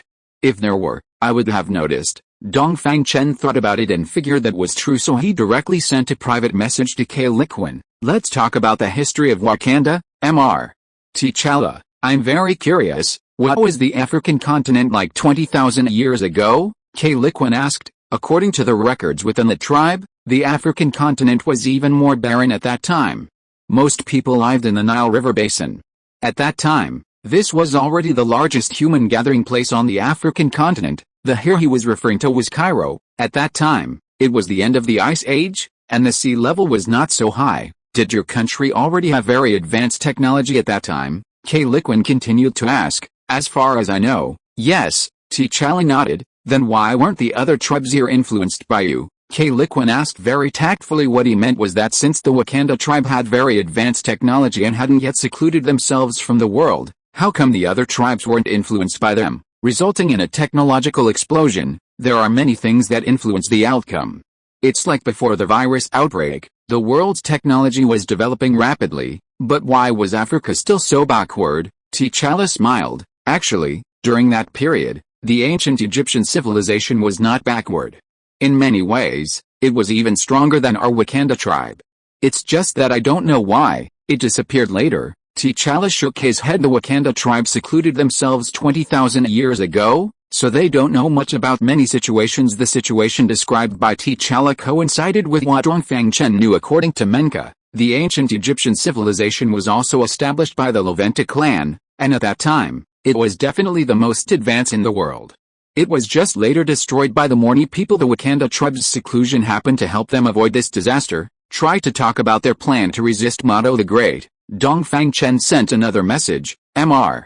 T'Challa, since you say that Mado the Great's sacrificial ceremony must be destroyed, do you have any plans? Xiaolin asked directly. I wonder what Mr. Dongfang's attitude is. T'Challa asked. Before knowing the attitude of the Ulan neutral zone, T'Challa would definitely not easily talk about this topic. Our position is neutral, and this will not change, Xiaolin said. Okay, I respect your choice. In fact, if possible, we would also prefer to be neutral. T'Challa smiled helplessly. However, if you have already decided to take action, I can share some information with you, Xiaolin added. Dongfang Chen knew that without offering some solid information, T'Challa would not reveal more information. Is that so? Thank you very much. T'Challa was slightly surprised. This information is about the Great Sun Country. Xiaolin paused deliberately. Oh, T'Challa was obviously a little interested. The Great Sun Country's 20 warships had just passed by 2 days ago and were stationed in Damascus, very close to Cairo. If they want to attack Mado the Great, that is the only way to pass. The 20 warships stationed in Damascus can be ignored. Xiaolin said the message was passed on by Dongfang Chen, and he didn't know the details. Dongfang Chen's words were very vague, not saying whether they were friends or enemies. What does can be ignored mean? The enemies are right there. How can they be ignored? The main thing is that anyone could potentially be a Morni person, and Dongfang Chen couldn't take that risk. I don't quite understand, T'Challa replied. I'm sorry, that's all I know. If you want to know more details, you can contact our commander. Please keep this communicator. Internal channel communication will be safer. Xiaolin ordered someone to hand over a mobile phone. Okay, I understand. T'Challa took it. He already understood why Xiaolin only said half of what he knew and didn't ask further. Alright, Mr. T'Challa, my mission is complete. I should go back. Xiaolin got up to say goodbye. If you're not in a hurry, you can taste our local cuisine, T'Challa said politely. I believe there will definitely be a chance. Xiaolin smiled. Chapter 566 Teleport to Mars Base. Opening scene, local time, 12 noon. The delegation led by Xiaolin departs from Egara and returns to Wulin, Oriental Chen. The Mars base has completed the revision of the plan, Mwanga said solemnly. Oh? Really? What do we do next? Oriental Chen asked. This is a major event, related to the focus of their work for the next decade. Please come with me, Mwanga said. Oriental Chen followed her out of the hall, into the elevator, and down to the floor below. This was the first time he had left the monitoring hall. This floor below was full of closed rooms, without windows, and it was unknown what was inside. The corridor was very narrow, only allowing one person to pass through. Walking in such a corridor felt very depressing. Mwanga led him for a long time, twisting and turning, like walking through a maze. Half an hour later, they stopped at the end of a corridor. The door opened automatically, and Mwanga and Oriental Chen walked in one after the other. Unlike the crowded corridor, the inside was still very spacious. Stand on it, Mwanga said, looking at the circular platform in the center. Oriental Chen glanced at Mwanga, hesitated for a moment, didn't ask any more questions, and walked straight up. As the lights on the platform lit up, emitting a strong blue light, a transparent, glass-like cylindrical cover fell down, enclosing him in the middle. It was like a very large round glass, covering the person up. Oriental Chen was a little nervous, looked up and around, wondering what awaited him. He looked at Mwanga, who was standing there, motionless, expressionless, and silent. Transmitter activated, self-checking, self-check complete, starting to accumulate energy. A prompt sounded from inside the glass cover. 5 minutes later, energy accumulation complete, starting to establish a transmission channel. As the noise from the platform grew louder and louder, as if some equipment was running at high speed. Please set the destination. Destination set successfully. Connecting channel. Oriental Chen didn't make any settings at all, and the destination was set successfully. It should have been set by the system program, or Mwanga was operating it. Channel connected successfully. About to start transmission. Countdown starting. As the noise was even louder. 5, 4, 3, 2, 1. 0. Chew. A sound. Oriental Chen disappeared from the jar. Chew. Another sound, and Oriental Chen reappeared in the transparent jar. But he knew that this jar was no longer the one he had entered. He knew he had been teleported. Needless to say, this was the secret Mars base that Mwanga had mentioned. The jar opened. Oriental Chen walked out. Mr.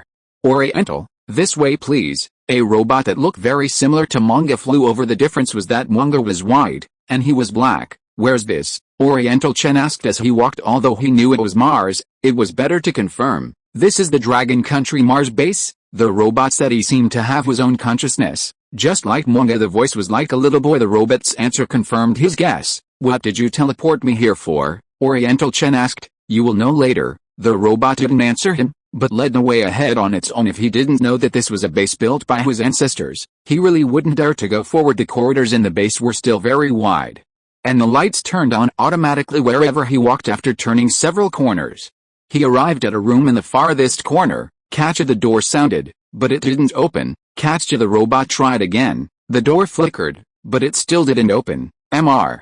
Oriental, the equipment is malfunctioning and needs your help. The robot looked at him. Okay. Oriental Chen nodded, walked to the door, and tried to pry it open with his hands. Oriental Chen used all his strength, but he still couldn't open it. He tried again, but it still didn't work. I need tools. Oriental Chen looked at the robot. Okay, please come with me. The robot led him back. After walking about 200 meters, they arrived at another door. The door reacted, but it still didn't open. Mr. Oriental, this door needs to be opened manually, the robot said. Oh, okay. Oriental Chen stepped forward, grabbed the hidden handle, and lifted it up. Quada. The door opened. Oriental Chen took a deep breath. Fortunately, it opened. If this door also couldn't be opened, the result would be embarrassing. Perhaps the designer had also taken this into consideration when designing this door to be opened manually. Pushing the door open, the inside was full of shelves, with all kinds of tools. However, many of them were scattered on the ground. This should be a vibration similar to an earthquake, which shook some of the tools down. If you are listening to this novel on a channel other than Fanfic World, it means it was downloaded and re-uploaded without effort. We warmly invite you to visit our channel, Fanfic World. There you will find the original version of this story and many other novels of various genres. We look forward to seeing you dive into a world of incredible novels. Chapter 567. The equipment is old. Dongfang Chen found a large, flat-headed crowbar and walked out. The man and the robot arrived at the innermost door. Again, click. The robot activated the electronic lock again. Clang. Dongfang Chen inserted the crowbar into the door seam and pried it to the left. Squeak. A sharp, Ear-piercing sound rang out. A crack appeared in the door. Squeak. He continued to pry, and the gap in the door grew larger. Ding ding ding ding. Suddenly, the door's alarm went off. It must have been triggered by the door remaining open for too long, which the system interpreted as a malfunction. Click. The robot authorized the system again, and the alarm stopped after about 10 minutes of prying. The door was opened about 10 centimeters. At this point, the crowbar was no longer effective. However, he could now insert his hand with a strong push. The door was successfully opened. Dongfang Chen walked inside. The inside didn't seem to have much, just a chair in the very center of the room. It looked very heavy, like an electric chair. Mr. Dongfang, please have a seat, the robot said as it walked up to the chair. What's this for? Dongfang Chen felt a little apprehensive. It would be awkward if he were locked in as soon as he sat down. Don't worry, there's no danger, the robot didn't explain. Can't I just not sit down? I'm sorry, Mr. Dongfang Chen, but without sitting down, we cannot proceed to the next stage. Alright, Dongfang Chen bit the bullet and sat down. Mr. Dongfang, please place your arms on the armrests, the robot reminded him. Dongfang Chen hesitated. Is this definitely not a torture chair? Why do I feel like I've gotten on the wrong bus? He muttered to himself. Mr. Dongfang, you don't need to worry. Fastening the seatbelt can effectively protect your safety, the robot said, performing its duties. Seatbelt? The chair even has a seatbelt. Dongfang Chen's heart pounded, but he still forced himself to put his arms on the armrests. He'd come this far. What difference would it make if he didn't put them on? He probably wouldn't be able to return to Blue Star without completing the process he had known for a long time, that from the moment he entered the Kunlun Mountains, the gears of fate had been turning beyond his control. He no longer had a choice. Buzz click buzz click. Seatbelts did indeed appear on the armrests of the chair, directly securing his two arms. Buzz click. Next were the abdomen and shoulders. Mr. Dongfang, please place your legs into the grooves, the robot reminded him. Okay, buzz click buzz. His left leg was successfully secured, but not his right leg. Perhaps the seatbelt for that part was malfunctioning. Oh, it's old. Dongfang Chen sighed. He wasn't saying that he was old, but that the equipment was old. How could it not be old? This thing had been manufactured 1 billion years ago. Maintaining this level was already quite impressive. Mr. Dongfang, the next procedure may cause some discomfort. Please bear with it, the robot warned. Okay. He was already prepared. If there wasn't any challenge, they wouldn't have designed such a chair. Program loading. Please wait. Whoosh. A buzzing sound rang out. The lights in the room dimmed, and evenly distributed white dots appeared in the room, covering the entire space. It looked very strange, and Dongfang Chen felt a bit dizzy and nauseous. You can imagine a room with very dim light, filled with rows of neatly arranged dots of light. They were everywhere, covering the entire room. Your eyes were completely disturbed by these dots of light, making it difficult to focus from Dongfang Chen's perspective. The distribution of these light dots varied from near to far. The spacing between the dots was larger in the foreground and smaller in the background. The dots in the foreground looked brighter, and the dots in the background looked dimmer. Soon, the light dots gradually became denser. Initially, there was a light dot approximately every 10 centimeters. Gradually, it became 8 centimeters, 6 centimeters, 2 centimeters. The light dots became smaller and smaller, and the distance between them appeared to be closer and closer. Dongfang Chen felt as if the perspective was zooming in, constantly zooming in. Gradually, the light dots merged together, and a gray space appeared before his eyes. It was a bit dazzling as the perspective continued to zoom out. Patterns gradually appeared. Initially, the patterns were very large, like mosaics. After the perspective zoomed out, the patterns became smaller and much clearer. This is an eye. After the image zoomed out to a certain extent, an eye appeared. The camera continued to zoom out. A second eye, a human face appeared, and then the entire head. Soon, the camera stopped zooming. Dongfang Chen was now in an office. The layout of the office was simple. The walls were white, and the desk was light gray. A person was sitting in front of the desk, quietly looking at him. This person was wearing a full-body suit and had long hair. Behind him was a huge floor-to-ceiling window, and the scenery outside the window was pleasant. Chapter 568. Long San.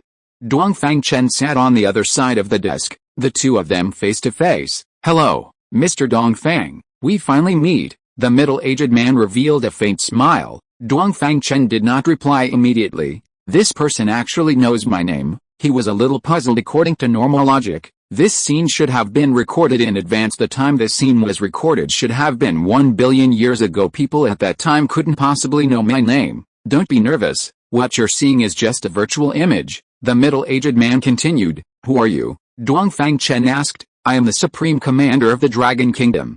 You can call me Long San. Long San said. Hello, Mr. Long San. Dongfang Chen nodded politely. Aren't you curious why I brought you here? Long San asked. I have many questions, I don't know where to start.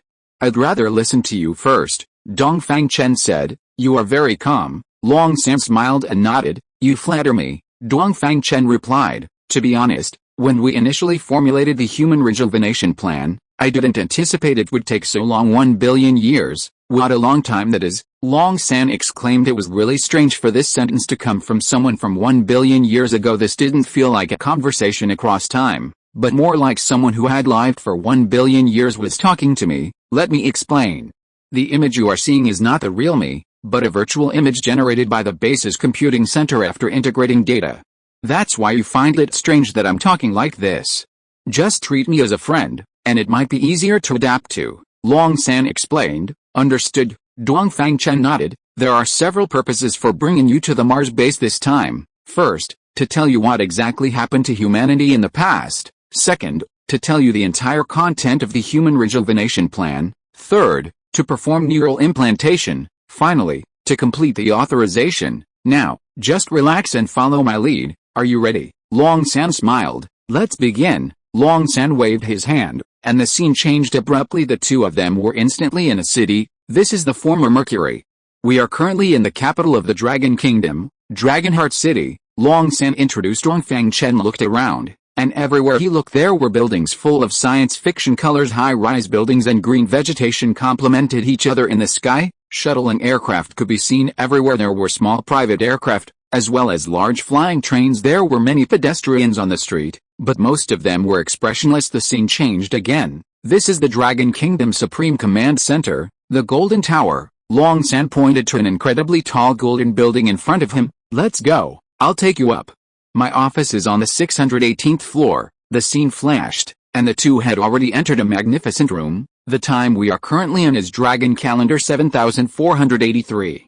But for you, it's already 1 billion years ago. At this time, there are three main political entities on Mercury: the Dragon Kingdom, the Say American Kingdom, and the Bagu Kingdom.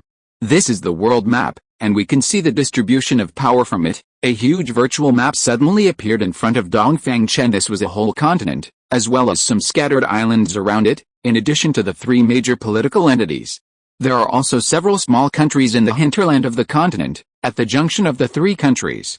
But these are not relevant to our topic today, so just be aware of them. Before Dongfang Chen could take a closer look, the map disappeared. The former Mercury was truly fascinating. To protect Mercury's ecology, our three countries took the lead in drafting the Mercury Ecological Agreement. All countries must abide by it together, otherwise they will be expelled. Monka mentioned this to you, so I won't elaborate. Next, let's go take a look at Venus. The scene flashed, and the two had already arrived on Venus at this time. They were in a primeval forest, with towering giant trees and dense vegetation. Huge branches and leaves intertwined with each other, only revealing a little bit of sky because it was difficult for light to shine down. The light in the forest was very dim. Buzz buzz buzz. This was the sound of wings flapping. Whoa, a giant dragonfly flew over, and Dongfang Chen hurriedly dodged. Don't worry, it can't see us. Long San laughed. Dongfang Chen smiled awkwardly at this time. He somewhat understood why his hands and feet were tied up. Because in such an immersive simulated world, moving around carelessly could cause him to fall. Monka said that insects all originated from Mars, so how can they be found here too? Dongfang Chen asked. Chapter 569 Serious Battleship. Monka said insects originated from Mars, how can we see them here too? Dongfang Chen asked. You'll find out soon enough. Long San smiled slightly. Before Mercury was destroyed, Venus only served as a resource star. Most of the food humans needed came from here. The scene flashed, and they arrived above a field. This is farmland. Dongfang Chen looked down and saw many large machines working in the fields. The crops were still green. They must be watering or spraying some kind of pesticide. The scene flashed again. This is a farm. Looking out, the vast pastures were filled with running animals. They looked a bit like sheep. As for whether such free-range farming would be attacked by giant dragonflies like the ones they had just seen, Dongfang Chen didn't even consider the possibility those who had the ability to colonize Venus and establish such a large-scale farm here would naturally have ways to deal with them. What he didn't understand was, with Long Country's technology being so advanced, why didn't they build fully automated production warehouses like he did? Would that be lower risk and higher efficiency? However, he didn't ask, deciding to observe first. Venus's orbit is closer to the Sun, providing ample sunlight, making it a natural pasture. Long San continued, do the SSA Americans and the Bagu Nation also have farms here? Dongfang Chen asked. Of course. Our three countries divide up the resources of the entire Venus. Long San nodded in agreement. Then won't there be any encroachment here? Small-scale conflicts occur from time to time, but those are minor issues. Everyone's strength is about the same, and each country will maintain rational restraint. Otherwise, if this place is destroyed, everyone will suffer, Long San explained. That's true, Dongfang Chen nodded. Next, let's go take a look at Mars. Long San waved his hand, the scene flashed, and the two arrived at Mars. The environment here was a bit worse than Venus. Animals and plants were mainly small in size. This is completely different from the Mars you saw, right? Long San smiled. At this time, Mars can be considered a habitable planet. Various countries have set up many living areas here, mainly to provide living services for the soldiers stationed here. What you are seeing now is a Long Country living area. The city isn't very big, at most it can accommodate 300,000 people. Dongfang Chen was very touched as he looked at the city below. Although it was just a small city, it looked quite developed. High-rise buildings were everywhere, and various flying vehicles crisscrossed the sky. This is the 7th Fleet's base. On the surface, it looks barren, but in reality, there are 36 planetary-class attack ships and 468 frigates parked underground. Dongfang Chen nodded. Alright, that's roughly the situation at the time. Now, let's get down to business. Long San said his purpose in taking Dongfang Chen around was to give him a general understanding of the background. At the time, Dongfang Chen understood that what would be emphasized next should be the Sirius Star System's invasion war. Everything we just saw was the pinnacle of human development. On this day, at this very moment, in Long Calendar 7483, humanity's fate took a major turn. The scene flashed again, and the two arrived in space. Before them was a massive fleet. This was a uniquely shaped fleet. All the warships, regardless of size, were slender, four-sided pyramids. They looked like sharp arrows flying quickly from a distance. This is the Sirius fleet. At this moment, they have just passed Jupiter's orbit. As Long San spoke, these warships had already flashed past them. In another 6 hours, they will reach Mercury. Long San's tone was somewhat somber at this time. At that time, Mercury was much larger than it is now, and its orbital position was between Mars and Jupiter. Didn't you discover them at the time? Dongfang Chen asked. No. There are 3 reasons. First, because monitoring the entire solar system was very resource-intensive, and at the time, no country had the strength to do so. Second, because Mercury, as humanity's mother planet, prohibited any form of war. So, for safety's sake, after the signing of the peace treaty, Mercury's orbit had become a military-restricted zone. Any country was prohibited from transferring warships here without filing a report. However, various countries had long-term station fleets on Jupiter's orbit to ensure safety. It's just that when the Sirius warships invaded, the country's energy was not focused here. This is the third reason. The situation on Venus was tense, and war could break out at any time. The cause was that a volcanic eruption and earthquake occurred in the SSA American-controlled SSA La continent, causing severe damage to their farms. So, they submitted an application to the United Nations, requesting a redivision of Venus's resources. Chapter 570 Mercury's destroyed. The escalation of the conflict lay in the fact that, when the peace treaty was signed, some contradictory clauses were added to reconcile the interests of all parties. The first was the stipulation that the division of power over resource stars would be based on the demarcation lines agreed upon in the treaty. This clause was intended to clarify ownership and avoid conflict. The second was that, in the event of force majeure, interested member states could submit an application to the United Nations requesting additional compensation. This clause was unanimously approved because everyone wanted to maximize their own interests as much as possible. The United States of America is precisely relying on this agreement to demand that the United Nations redivide Venus's resources, but we and the Bach country would naturally not agree to this proposal, because the result of the redivision would cause huge losses to the interests of our two countries. The United States of America would naturally not let the matter rest. They have massively increased their troops in Venus's orbit. Trying to provoke a war for security reasons, our two countries naturally have to strengthen our defenses. This has led to a tense situation on Venus, with war on the verge of breaking out, but no one noticed that the crisis had already arrived by the time we discovered the Sirius warships. They had already entered Mercury's restricted zone, but it was all too late. Long Sand was somewhat sorrowful at this moment, his eyes full of melancholy. They didn't give us any chance to react, and immediately launched an attack on Mercury. Their warships completely surrounded Mercury, and the beams fired from the high-powered ion cannons erupted in unison, instantly shattering Mercury. At this moment, the two of them were standing in space, and before them was the battle scene reconstructed by the supercomputer center. The pale blue beams released by the ion cannons surged out from all directions, and Mercury quickly turned from blue to red. Red cracks constantly expanded and widened on the surface of the planet. The high-speed particle stream contained in the ion cannons could penetrate the surface of the planet and reach the core. Mercury's core was destroyed, and a huge amount of energy was released, shattering the entire planet. We didn't have time to react at all. No one escaped from here.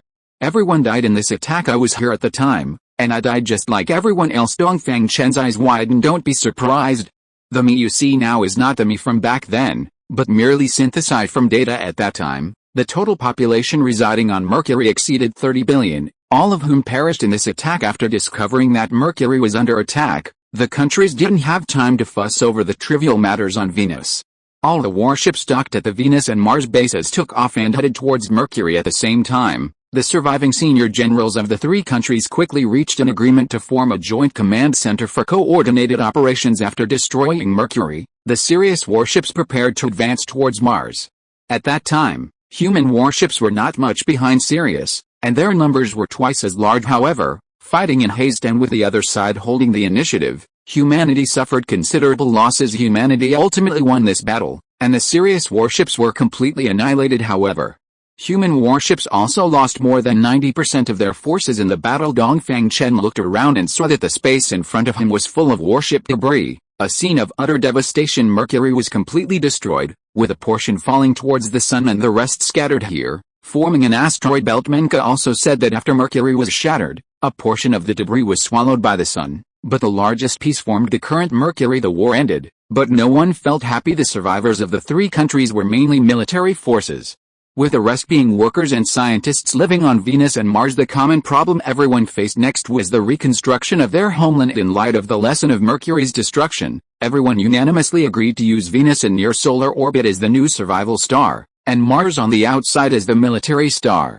At the same time, early warning observation stations would be built on Jupiter's and Saturn's satellites to protect the human homeland. During the negotiations, our dragon country proposed using Blue Star as the new survival star, without making too many adjustments to the functions of Venus and Mars.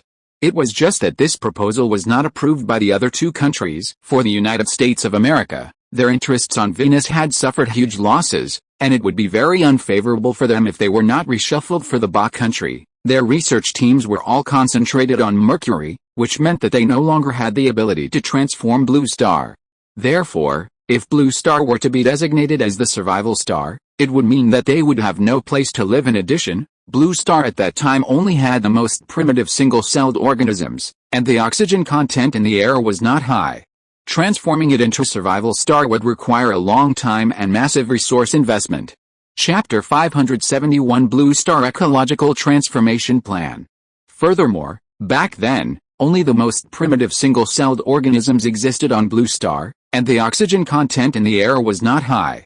Transforming it into a habitable planet would require a long time and a massive investment of resources. This was indeed not suitable for humanity, which had just suffered huge losses. After a long period of consultation and pressure from the other two countries, Dragon Country finally agreed to the plan of setting Venus as the habitable planet. The three countries redivided the Venus continent and began rebuilding their homes. To ensure human safety, the three countries unanimously launched a purge of the Mars species. Almost all terrestrial giant creatures were slaughtered and gradually became extinct in the following 100 years. Conversely, due to the continuous reduction of human investment in Mars, and a series of chain reactions caused by the disappearance of Mercury on the operation of Mars, the ecosystem there began to change. We will talk about this later. Next, let's talk about the Human Cultivation Project. In Dragon Calendar 7602, which was the 120th year after Mercury was destroyed, Dragon Country secretly launched a long-term plan without reporting to the United Nations, the Blue Star Ecological Transformation Project. This plan was the predecessor of the Human Cultivation Project. The Mars base you see is exactly what was built at that time. Then why did Dragon Country formulate this plan? This is because the Leventic clan had already predicted that a huge disaster would occur on Venus within the next 1,000 years, and humanity was very likely to perish. Monka of the Leventic clan has introduced it to you. So I won't go into details. Although their divination cannot predict specific events, it is quite accurate on a large time scale. Dragon Country cannot make this matter public. Because once it is made public, the situation on Venus will face a huge crisis. Therefore, the higher-ups of Dragon Country set their sights on Blue Star, planning to transform it into a habitable planet over several hundred years. This plan is the Blue Star Ecological Transformation Project. To ensure safety to the greatest extent, Dragon Country spent a lot of resources to build this secret base on Mars. You should understand that an ecosystem is a very complex self-consistent system, and optimizing and adjusting it is a long process. This requires the joint efforts of several or even a dozen generations of Dragon Country, but the biggest variable in this plan is people. So the safest way is to ensure that there is no human intervention throughout the plan. Otherwise, this plan will definitely fail. It's like you have 1 million in your bank card, knowing this means that there is a high probability that this 1 million will not last long because there are too many variables in people. You may not be able to afford food tomorrow. You may be hospitalized due to illness the day after tomorrow. In short, there are special circumstances every day, and they are different every day. When you have 1 million in your card, the money may be spent for one of these reasons. After spending a part, the remaining money will face the same problem repeatedly. Can the 1 million really be safely stored in the card, even if it is safe in your hands? What about when it is passed on to your children? Similarly, can the inheritance of the Dragon Country's dozen generations inherit this plan without any accidents? Who can guarantee it? So, only if no one knows about this plan can it be guaranteed to succeed with the greatest probability. Then didn't the other two countries notice the existence of this plan? Dongfang Chen asked. It's not that they didn't. They noticed it long ago, but no one raised any objections, and no one stopped it. Guba Country has temporarily given up on the development of Mars due to huge losses in scientific research. Their Mars military base has also been abandoned due to long-term lack of maintenance. For them, whatever Dragon Country does on Mars, they can do nothing even if they have objections. The reason for not mentioning it is firstly because of insufficient evidence, and secondly because Samarica does not mention it. Their statement is meaningless. Although Samarica still has troops stationed on Mars, they are pitifully few. Due to long-term insufficient funding, most of the Mars bases have also been abandoned. The only two remaining bases are mainly focused on scientific research and have completely stopped the development of Mars. They don't mention it because they think that developing Blue Star is beneficial to them. On the one hand, Dragon Country's investment of a large amount of resources in this area will inevitably lead to a slowdown in the development of other areas.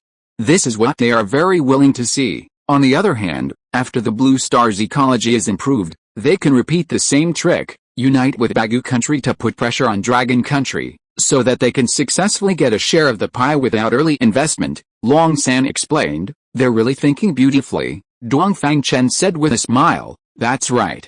But they have overlooked a big problem. What problem? Time. Even if the Blue Star Ecological Transformation Project succeeds, it will be hundreds of years later. Now that humanity has begun to decline, whether they will still have the ability to leave Venus in a few hundred years is still a question. Chapter 572, Venus Ecological Crisis. Fortunately, the Blue Star Ecological Transformation Project was an unmanned operation, otherwise, it would have gone bankrupt a billion years ago. Long Sans side Dongfang Chen Nata and Menka had discussed this issue long ago. Menka only discovered the existence of the Sirius survivors hundreds of thousands of years ago, so the Dragon Kingdom's plan couldn't have been targeting them. What happened later? Dongfang Chen asked. In Dragon Calendar 7611, the 10th year of the Blue Star Ecological Transformation Project, the Mars base was finally completed. At this time, Venus suddenly experienced its first virus crisis. This virus was fierce and had a very short incubation period. Those infected initially experienced fever and coughing, quickly progressing to multiple organ failure. Research revealed that it was a virus affecting the DNA transcription process. At the time, The Dragon Kingdom and the American Empire still had sufficient research capabilities and quickly developed a vaccine. The virus was successfully eradicated only 6 months after the outbreak. The scene before Dongfang Chen was a fully automated production line in a pharmaceutical factory mass-producing vaccine injections. Just 10 years later, the second virus crisis erupted. It started in a tribe in Bagu, where a large number of children under the age of 6 developed symptoms such as fever, epilepsy, and encephalitis. Within 2 months, this situation spread to the Dragon Kingdom and the American Empire. Investigation and analysis revealed that it was also an epidemic virus. However, this virus was only effective against children. Older children and adults had a very low probability of infection, although the mortality rate of this virus was not high. Over 90% of the children suffered lifelong disabilities as a result. The Dragon Kingdom provided free DNA repair treatment for these children, which took 8 years to barely resolve the crisis. This crisis greatly depleted the country's resources, and investment in Mars was halted at this time. Our situation was somewhat better. Bagu and the American Federation, due to severe economic decline, were unable to provide free treatment to these children, leading to a large number of deaths before adulthood. This laid the groundwork for even more serious crises later on. Dongfang Chen watched as children in the scene before him suddenly collapsed, convulsing violently, and foaming at the mouth. He was deeply touched. If all children aged 1 to 9 died, the entire country would face a generational crisis. The consequences would be terrifying. After this, a major viral pandemic occurred roughly every 10 years, leaving various countries exhausted and their national strength greatly weakened. In Dragon Calendar 7659, the American Empire openly violated the peace treaty and launched a full-scale offensive against Bagu. Domestic conflicts reached an irreconcilable point, and initiating war was their only option. Bagu had no power to resist and was destroyed in just 2 months. Even with severely weakened national strength, the technological capabilities that humans possessed at the time made it relatively easy to destroy a country. At the time, the Dragon Kingdom's high-level officials made a wrong decision by not intervening militarily. This very wrong decision ultimately led to the collapse of human society. After Bagu was destroyed, its people harbored deep hatred for the American Empire. They constantly launched suicide attacks, leading to continuous conflicts both on Bagu's territory and within the American Empire. Soon after, a new round of viruses broke out. This time, no one could stop it. This was very similar to the neurotropic virus currently prevalent on Blue Star. It was also a virus that attacked the brain's nervous system. This viral crisis completely destroyed Venus's ecosystem. Large-scale wars and the frequent use of weapons of mass destruction nearly eliminated the vegetation on Venus. This led to a series of chain reactions. Venus's temperature increased year by year, and the surface became uninhabitable for humans. People began building underground bases, hoping to gain a glimmer of hope. In the scene, the surface was a wasteland, radiating scorching heat under the sun. Everywhere were toppled and collapsed high-rise buildings, and the corpses of humans and animals were scattered about. At this time, only less than 60 years had passed since the implementation of the Blue Star Ecological Transformation Project. The Dragon Kingdom's high-level officials convened a meeting and unanimously approved the population migration plan. The destination for the migration was Mars. This was the last planet in the solar system suitable for human survival at the time. Unfortunately, this plan was not successfully implemented. The Dragon Kingdom's remaining 18 space battleships were sabotaged and completely destroyed. From our current perspective, all of this must have been the work of the serious survivors behind the scenes. At that time, they had already gained control over a large number of Muni people through virus attacks, and these Muni people were spread all over the world, infiltrating everywhere. The Dragon Kingdom's population migration plan must have been leaked in this way. Then how did the insects get to Mars? Dongfang Chen asked. Chapter 573 Loopholes in the Ecological Transformation Plan. How did those insects get to Mars? Dongfang Chen asked. Long San said that this question would be addressed later, but now that humanity has lost the ability to leave Venus, it's impossible for those insects to have left. This stems from a loophole in the Blue Star Ecological Modification Project. Long San explained, after the Venusian ecology encountered problems, the supercomputing center at the Martian secret base automatically adjusted the plan based on the situation at the time. The system determined that the complete destruction of the Venusian ecology could lead to the failure of the Blue Star Ecological Modification Project. Because the Martian base only has a human gene bank, The extinction of other species would be truly permanent. If other species went extinct, the blue star's ecological modification would become an impossible task. It was based on this loophole that Menke spent decades collecting biological samples from Venus and transferring them to Mars. However, most of the species transferred at the time were drought-resistant plants and animals. Insects, due to the protection of their external exoskeletons, are the most resilient creatures, and naturally were included in the transfer. Then why wasn't humanity prioritized for transfer? Dongfang Chen asked. Because the base's supercomputing center system determined that transferring humans would not only not help the smooth implementation of the Blue Star ecological modification project, but could also greatly increase the risk, Long San explained. Dongfang Chen was speechless. It seemed to make sense from the current perspective. The Moni people are everywhere. Transferring humans to Mars would only complicate matters further. If Mars were to repeat Venus's mistakes, it would be a tragedy. Then didn't the Dragon country's government at the time consider using Menke's spacecraft to transfer humans? It wasn't that they didn't consider it, but they simply couldn't contact him, let alone control him. Long San replied, "Alright, please continue." The destruction of the Venusian ecology was already inevitable. The continuous warming led to the mass death of organisms, especially the extinction of plants, which further accelerated the process. Soon, the surface temperature of Venus exceeded 80 degrees. At this temperature, not to mention plants and animals, most microorganisms couldn't survive. The ocean's water vaporized and evaporated, superstorms arrived, and after struggling for a few years, humanity was completely wiped out. Dongfang Chen looked at the dark, dense sky, the sandstorms flying everywhere, and the heart-shaking lightning and thunder, knowing that this world was truly finished. After the extinction of humanity, the Martian base extensively restructured the Blue Star ecological modification project. In addition to transforming Blue Star into a habitable planet, it also needed to cultivate humans. So, this project became the current human cultivation project. In the initial 500 million years, the evolution of Blue Star was very slow. The fragility of the ecosystem led to extremely unstable climates. A rainstorm could last for decades or even centuries, and a cold snap could last for tens of thousands or even millions of years. At that time, Blue Star was simply not suitable for the survival of plants and animals. Only algae, single-celled organisms in the ocean, performed photosynthesis day after day, slowly increasing the oxygen content in the atmosphere. Even so, these algae experienced several extinctions during extreme weather.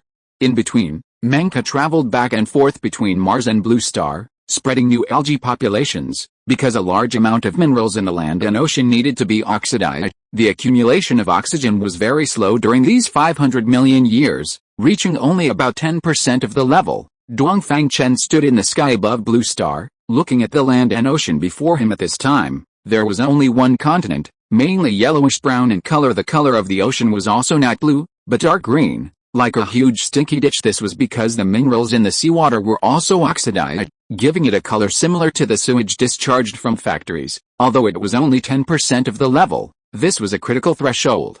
Because this already met the survival conditions for multicellular organisms, Menke collected a large number of Martian seawater samples and released them into Blue Star in batches. Through millions of years of evolution, the marine ecosystem was finally successfully activated. As microorganisms decomposed and absorbed marine minerals, the oxygen content in the air began to experience a qualitative leap. The reason why the oxygen content index is important is that, in addition to greatly promoting biodiversity, its greatest effect is to stabilize Blue Star's climate. Climate stability is very important for the growth of terrestrial plants. However, the Blue Star land at this time still had another problem, which was the soil quality problem. After repeated scouring by rainwater, and bringing a large amount of organic matter and nutrients from the ocean, another 50 million years passed. That is, 400 million years ago, the first type of plants finally grew on land, moss. Their roots can fix the soil, and their corpses also have an effect on improving the soil quality.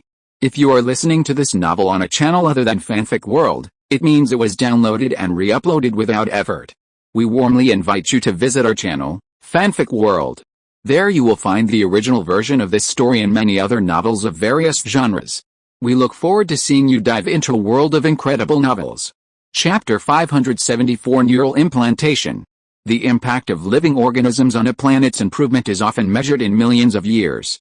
It shows how difficult it is to cultivate a habitable planet. Long San sighed. Indeed, Creation takes millions of years, but destruction can happen in an instant. Dongfang Chen also lamented, Monka has told you some of what happened later, so I'll just skim over it. The Martian insects followed plant seeds to Blue Star and became the earliest inhabitants of Blue Star. Without natural enemies on land, they developed rapidly and accidentally created civilization. It's truly unbelievable. At this time, did Blue Star already have the conditions to cultivate humans? Dongfang Chen asked. Blue Star had the conditions, but Mars didn't. Long San replied, Mars was hit by an asteroid. Because Mars' mass was too small, it suffered a heavy blow, the sky filled with dust, volcanoes erupted, and there was 2 million years of acid rain, completely destroying the Martian ecosystem. Even the Martian base was severely damaged. The base you see now is only a part of it. The maintenance robots in the base took a long time to repair the core area, but most of its functions have been lost. 230 million years ago, the Nata people were wiped out. This incident caused the newly repaired Martian base to postpone the human cultivation plan again. According to the data brought back by Monka, the warship that attacked the Nata people came from the United States of Saturn. But the United States of Saturn disappeared more than 700 million years ago with the destruction of Venus's ecosystem, which is obviously unreasonable. It's just that at the time, due to insufficient data, the reason could not be found. It wasn't until hundreds of thousands of years ago that Monka accidentally discovered the serious survivors on the moon, and everything slowly came to light. You already know the rest of the story completely, so I won't go into it. Next, I will explain the entire contents of the current version of the human cultivation plan. First, let's talk about how humans are cultivated. Before the Martian base was damaged, we could mass produce fertilized eggs through the cultivation room and cultivate newborns through artificial wombs. After the base was damaged, we had to find new methods. Fortunately, Monka's spaceship has a gene repair bay. This allows us to use other species as surrogates to cultivate humans. After analysis, we ultimately used chimpanzees. Monka captured female chimpanzees into the warship, used the gene repair bay to modify their egg cells, retrieved gene data from the human gene bank, and implanted it into the fertilized eggs. In this way, an unfertilized chimpanzee egg cell becomes a fertilized human egg. Through this method, Monka released several human gathering points near the Tropic of Cancer. The earliest humans were born in this way. Dongfang Chen listened in astonishment. He never imagined that the system of this Martian base had such a big brain, and could come up with such a bizarre trick. Sure enough, in order to complete the task, anything goes. Of course, merely cultivating humans is only a small part of completing the plan. If the serious survivors are not eliminated, the cultivation plan will not succeed. In fact, it is not difficult to eliminate them. The biggest difficulty is that they are ubiquitous, and it is difficult to clean them up completely. This is the most troublesome point. The currently known survivors are located on the moon. The primary task next is to eliminate them. It's just that this can only be accomplished by you. The existence of the Martian base and the human cultivation plan must not be exposed. Otherwise, if there are other variables, our situation will be very bad. Give me some time. I don't think there will be a big problem cleaning them up. Dongfang Chen said, yes. It is precisely because of your appearance that we formulated this plan. I believe you can do it. Long San nodded. Mr. Long San, what do you mean by neural implantation? Now that the plan has been explained, the next step should be the third step. Your knowledge reserve is insufficient, and there are certain flaws in your personality. In order to ensure the smooth implementation of the plan, we need to make some modifications to you, Long San explained. Modifications? What kind of modifications? Dongfang Chen frowned. Don't worry, we will help you increase your knowledge reserve through neural implantation, which can save you a lot of study time. The process of human learning is actually strengthening neural connections through repeated practice. So, if there is a way to directly modify or strengthen neuron connections, in theory, knowledge can be implanted into the brain in batches. Of course, this is only in theory. The neural network is like a complex and vast network, and it is very difficult to modify it. This requires high technology, and if it is not done well, there will be neurological problems. Chapter 575 Implantation completed and testing begins. Are there any side effects after the neural implant? Dongfang Chen asked. Frankly speaking, there is such a possibility, Long San said bluntly. What side effects? The biggest side effect is that the ability of emotional thinking will be severely weakened, and the ability of rational thinking will be greatly improved. This was understandable. After all, the process of neural implantation was to enhance his knowledge reserves, which were all rational things. What are the consequences of weakening? Emotional abilities decline. It may be difficult to empathize, lack of sympathy, not easily moved, cold-blooded, and so on. Long San replied, besides that, it may cause a loss of some memories, or it may stimulate certain memories.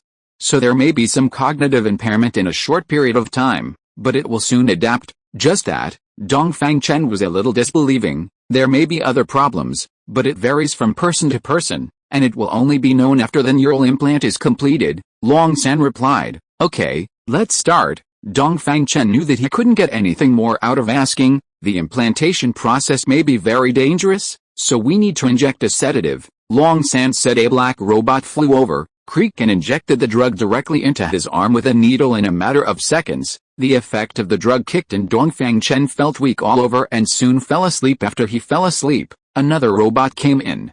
Its mechanical claws holding a helmet full of antennas, looking like a hedgehog. The helmet was placed on Dongfang Chen's head. Neural implantation program started. Drawing neural map. A prompt sounded in the room. The first step in the neural implantation process is to map the neural pathways of the implant recipient, and then analyze and simulate them. After the mapping is completed, this step is to ensure the original memory of the implant recipient as much as possible. Of course, it is also possible to perform an overwrite implant on the implant recipient. In this case, the implant recipient is equivalent to becoming a completely different person. However, the Mars base would not do this because the neural data they implant is only knowledge-based data and cannot allow a person to form a complete personality. After the analysis is completed, the data can be implanted in a targeted manner. The principle of implantation is the same as the learning process. Signals will constantly stimulate corresponding neurons.